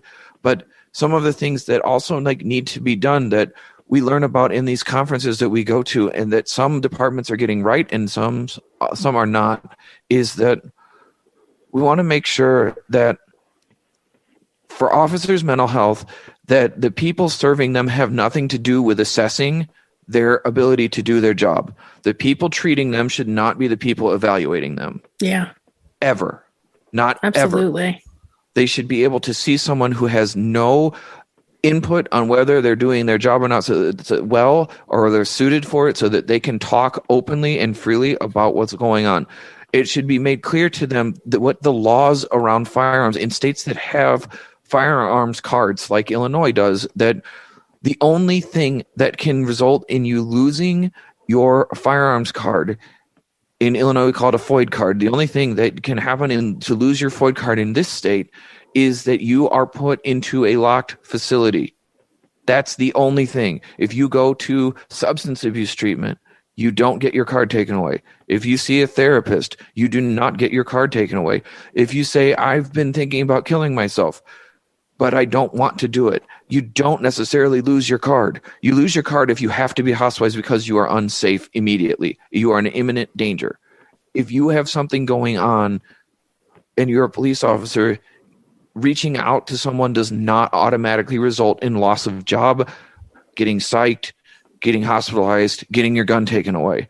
And that messaging is so pervasively incorrect throughout the police world, because people share stories and they only share part of it. I don't know if, Al, you have a different take on that, but what I have seen is that people hear a story from somebody that only shared part of the story. And then everybody locks into, I talked to a therapist and my gun was taken away. And that creates this toxic avoidance of getting help when you need it, and makes them feel like help isn't available to them. And, we need to do a better job as a society of making officers feel safe, that their job, their livelihood, their side jobs, everything that they've built, everything that they've sacrificed in order to do that job is going to be safe if they open their mouth about what they're feeling. And you're 100% right. I think you said it earlier in your explanation there. The misinformation. It's all about misinformation. And the unfortunate part, the telephone game. You tell somebody something and you go down the line, and by the time you get to the end of the line, the story's changed completely. That's what happened. A person goes and sees a clinician, and before you know it, the story is that person got fired. And it's just plain and simple misinformation. And it's not the person got fired. The person, probably had to go for fitness for duty. The difference between, I think you make a great point, the difference between fitness for duty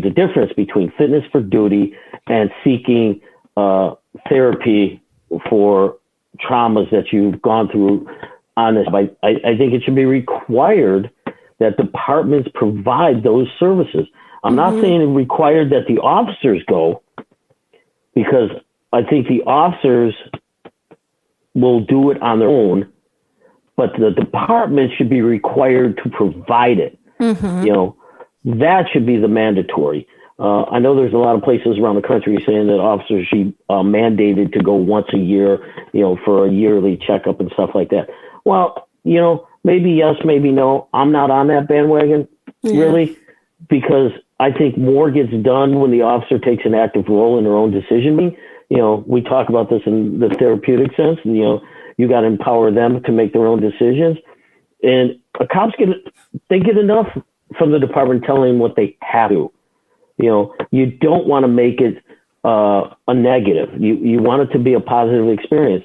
And, the times that I've sat with the clinicians and with officers, and not Ben, but others, they walk out of there feeling totally different because that's not what they expected. It's not what they thought. And then they go down the road and they're like, hey, that was really good, and if I get into another situation, I'm going back, and those become our advertisement. I think we do a terrible job with the PR because everybody will talk about when an officer commits suicide. Everybody will talk about when something, an officer loses his job, on a mental health issue or PTSD, because that's the big thing right now, PTSD, buzzwords. But nobody's going to talk about when the officer's fine, when the officer went in and everything went well and, they had a good experience with it. And, and unfortunately for, you guys that we're here with, nobody's going to go out there and talk about how they had a great session with you. And a cop's not going to go to another cop. I had a great session with my therapist. What? You saw a therapist? Okay, give me a new partner. So until that kind of stuff happens, it becomes normalized if the department is mandated to have somebody there. There was a really small department that I worked with. I thought the chief did a great job, and I know I'm getting long-winded here, but he had a psychologist ride along with his officers, mostly every night, and rode along in different shifts. So that psychologist became a part of the group. Ben talked about the, becoming culturalized.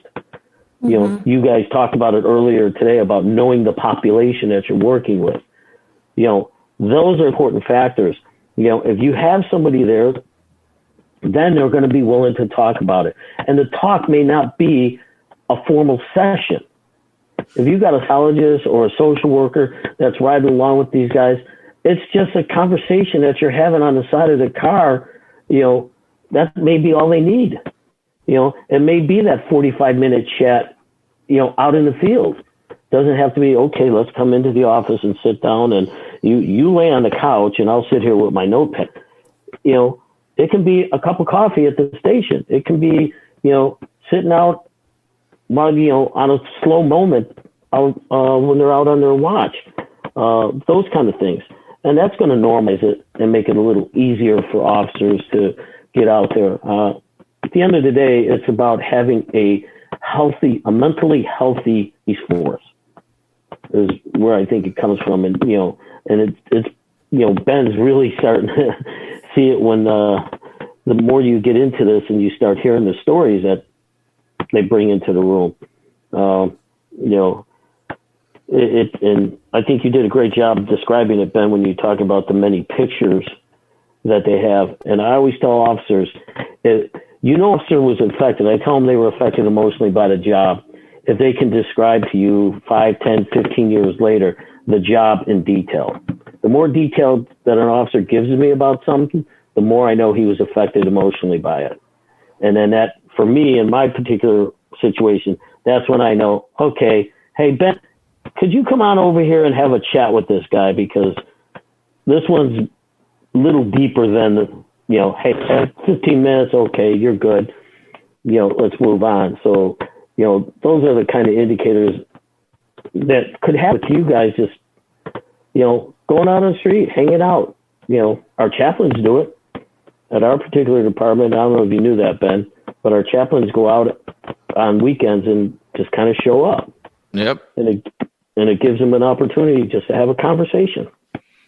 Well, and I think, I think that important piece, Al, of access, right? Yep. Having access to care. That's what we fucking need. And like you said, and giving the officers a chance to make that decision for themselves, and how much more people are more likely to have buy-in when it's under their control. in that way, and how important that is in terms of getting help or seeking help, or even if it's just about one really intense incident that happened, like whatever it might be. So I feel like it's one of those situations where we're talking about some of the things I feel like we always talk about in this podcast, which is access to care, mental health education, and that it has to be supported by policy in this country in order for it to become something that is taken as seriously as it needs to be. And that if we can't do it now, when we're basically in a mental health crisis in terms of not having enough therapists for the amount of people that need them, in a real way. I mean, I'm the same as Ben. I'm getting like 2 or 3 referrals a day, and I'm totally full. And people don't have, there's not access. Again, going back to the idea of access to care. You have to have access to care if you want to be able to change any of that. Right. The more barriers we can remove, the better we will do in making care available. And I think this movie did a really good and bad job at the same time of showing like some of the real things that affect police and the real things that provide barriers, while also being too cavalier and showing therapy and police both in such poor lights that we can't even take a second and appreciate the real attitudes that they conveyed towards mental health and the things that can happen. Like, in some places, when there's a traumatic incident, there's a debriefing mandated. In some places, therapy is available, and it's not just where I work. There's a few other places that do it too, and other places are starting to get on board where therapy is offered, notes aren't taken, where there's no documentation, there's no association with HR, there's no association with anything, or that there's contractors brought in that officers can talk to and feel safe. If it's available, they will do it. If it's available and safe. Let me specify. It's not just if it's available. If it's available and safe, they will use it. They will engage. They will take advantage of it, and they will be appreciative of it. But it has to be those things, or it will not happen. And people have to be, culturally competent. I think I spent the first, 4 months, 5 months, like just learning about the culture in order to know what the fuck I was talking about. Because before that point, had I tried to do interventions that I do now, and like the work I did, like just sitting and talking to Al and the other officers we have around, like really trying to absorb and learn and understand the mindset and learn. If you don't do that, Costigan will come into your office, will test you, and you will look just like Madeline did and just look terrible. Like, and side note, her name is Madeline Madden, which is just the worst, but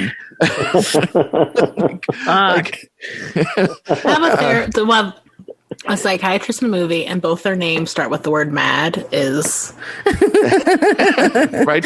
Not just great. Not fucking great. So we'll give her the respect she's due. That double Dr. Madden here would get someone that would come at you like Costigan did, but you would know what you're able to do and able to feel that, and not try to be in this place where you're on the defense, where you're in a place where you're able to sit with that anger, validate that. Oh, like, I can see why you're pissed off. I lie sometimes too. Lying happens. Sometimes we have to lie to survive. What's going on in your world that's making you feel like you have to lie, or that you need to ask me that question to see if you're even crazy? Because that's why he's asking it, because he's feeling crazy because he's lying. And, I think there's so much with police and mental health that could be talked about that I wish we could see a movie that went through that process, that what actually happens with people. And this movie was not it. But I don't know. I feel like we've covered treatment enough in this section here that we can move into our final thoughts on the film. Who wants to go first? Well, I feel like you guys know my final thoughts, which is that this movie, here's the thing. I'm mad that I had to watch it twice before this podcast. And I will never watch it again, which is what Hannah usually says. And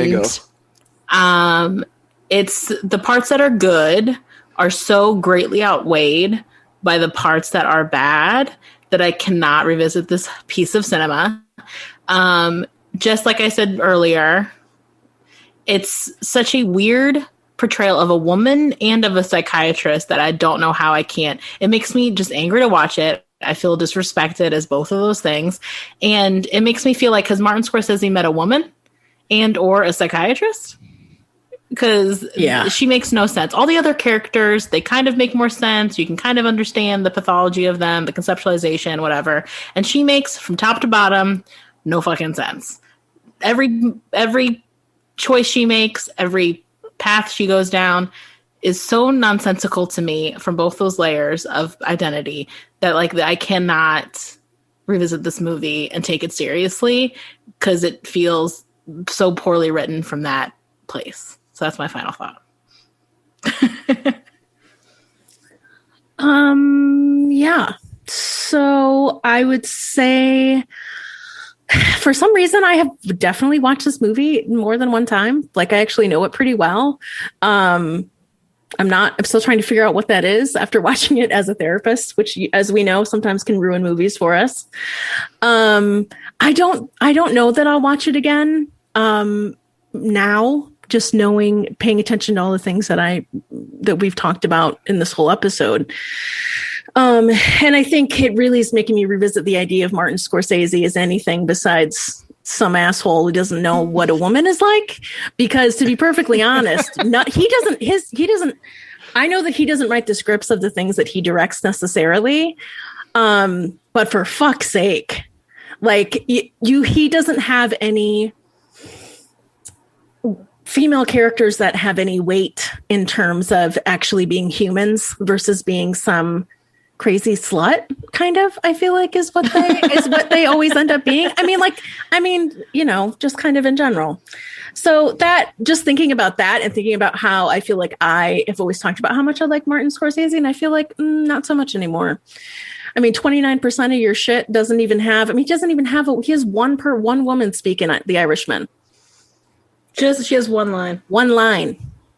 She says 6 words. Who makes a whole movie where the entire other...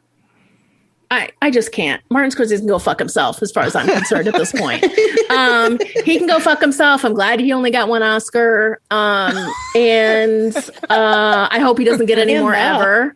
And I'm just, but he is part of the fucking problem. He is perpetualizing this idea that women are just these useless idiots who just do whatever the fuck men want them to do, or are only there to satisfy men's needs. Hashtag Hannah's hot takes. Yeah, go fuck him. He's a fucking prick. So Hannah, are you ever going to watch this again? No, I don't think so. Or any other Martin Scorsese film for that matter at this point. Oh shit. I'm sure his feelings. Martin Scorsese found dead in the gutter, exactly. Dead in the streets. Martin Scorsese I'm sure Martin Scorsese dead. Listens to this podcast and is worried that I'm going to stop watching his movies. So, yeah. Anyway, that's all I have to say. And Ben, I'm almost afraid to answer anything at this particular point because I'm going to come out and say, "Oh, the movie was good to watch. It was fine." I thought the portrayal of the therapist was right on. It gives cops hope.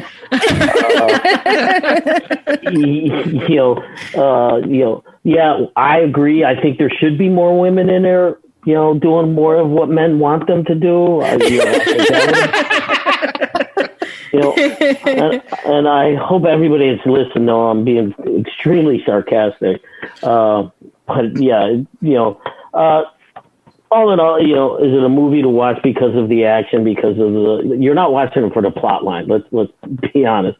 Because I just didn't feel like there was a serious plot line there. And the problem with cops, we watch stuff like this from the cop point. And you guys ever sit down and watch a cop movie with a cop? It's the worst thing you can do. Because we're all going to sit there and say, that never happened. That never happened. You can't do that. Or we'll have the ending figured out before the ending gets there. So for me, sitting down watching it, I tried to pull away from that and just enjoy the entertainment. But yeah, when Ben asked me to come and sit down and do this, I was like, I took a whole different look at this movie. and so ladies, he doesn't do any services. Yeah. Mm-hmm. Yeah, I struggle with this movie. I used to love this movie. I bought this movie when it came out. I loved it. I watched it several times. I think it came on own our it. campus movie channel. I think I also own it. Anyway, go ahead, Ben. No, I just I loved it until I watched it as a therapist, and then I was like, just what the fuck? Like, it just like goes through your brain, and you're just like, the portrayal is so awful, and like they don't even know the difference between a psychiatrist and a psychologist or a therapist, and like not many psychiatrists sit down and do therapy with people. You brought in a consultant to handle the cop stuff, and you still got that wrong. And then you couldn't do the same for mental health, despite making that a major component of the movie, of seeing like the impact of the situation on this guy's mental health and watching him literally go into panic attacks, but then get panic disorder completely wrong, because panic is not about the situations that you're going to be in. It's panic disorder. The hallmark of it is that you are panicking about having a panic attack frequently in public and what will happen to you because of that. It is not about, oh, my life is about to get fucked and ended by this gangster. That's called fucking reality. Yeah. Like, that is not a mental disorder. That is a murderous dude is going to blow your head off if you're lucky. Like, right. That should make you anxious and uncomfortable. That's called biology. I had a conversation with a client about that today. Who if someone's bigger than you and you're in a small place with them, it's going to make you, even though you have a concept of yourself of being a powerful person, it's going to make you scared because they're fucking bigger than you and you're supposed to be scared. This movie just it's on Netflix, available for free now. And I probably also will be like, the performances by DiCaprio were fantastic. The acting was really good. Matt Damon did a good job. And, I think Mark Wahlberg got a Oscar nomination for being Mark Wahlberg, and good for him for that. He did a great job of it. But the acting and the shots, like the directing, all of it, like the filmmaking stuff is great, and I see why it won awards, but watching it as a therapist, I can't do it. And then now as someone that works with police officers so closely, I just like, what the fuck? Like, this paints all of us in a terrible light. And the last thing, police need right now is to be painted in a worse light, because there's enough going on. Like, I don't want to make excuses for the things that have happened that were wrong, but also like we need to create some balanced view so that we're like taking some stock and going like, look what these people who dedicate their entire lives to keeping people safe do and what they go through doing that. Like, let's shed some light on that too, please. And I think that like this movie does a terrible service of either of those things. So I know it's rare for me to say this, but I'm probably on Team Hannah here, and will probably not watch it again. Oh my God, you've been flipped. Because exactly what you're saying. You can't sort of act like there's mental health awareness in this movie and then shit on it so entirely. Like, if you're going to put mental health into a movie, fucking know what you're talking about. This makes you look like an idiot that you try to make it a plot point and then you just do it so poorly. It's like, well, then don't do it at all. Right. If you can, don't have a therapist at all. Yeah, right. Exactly. If you can bring in a retired undercover police officer to consult on the film, please look me up on LinkedIn. You can find me. I will be happy to consult with you about what mental health issues are really like, what they look like. I've worked in all sorts of settings. We don't have time for this. We do have time for your resume. But I do just really quickly just want to say that. So this was our first Patreon episodes, which is if you give a certain amount of money, then you get to pick an episode, and we have to do $50, and we get to we do that movie, so it doesn't matter what it is, even if we don't like the movie at all. And if you have been listening, you realize that Hannah doesn't actually like anything for someone who loves movies so much. I like a lot of things, Ben. Shut up. She likes 10 movies, but it's my brother. Exactly, my brother is the one who picked this movie. And so I just wanted to give a shout out to him. Thank you so much for supporting. Thanks, Zeke, for making us watch this movie we all hated.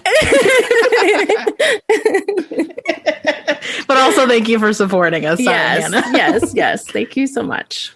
Okay. We do appreciate the support. And so with that, we'll wrap up our episode here on The Departed. If you guys haven't already, please take a second, give us a rating and a review on iTunes or wherever you listen to your podcasts, Facebook, anywhere that you guys can give us a review really does go a long way to helping us advance and get our mission out to kind of make mental health issues accessible so that people can use fiction to connect to things that may be going on in their lives, and hopefully defeat stigma so that people feel more comfortable seeking mental health help, because it is a normal thing to do. It is a valuable part of your healthcare, and we want to make sure that's something that's available for everybody. So please, guys, rate, review, like our channel, and if you guys want to support us on Patreon, you can find us at Patreon, and also we have a TeePublic store where you guys can get some swag for very reasonable prices. So if you guys can check those things out, and also be sure to check out some of our friends in mental health podcasting as well, we would appreciate it.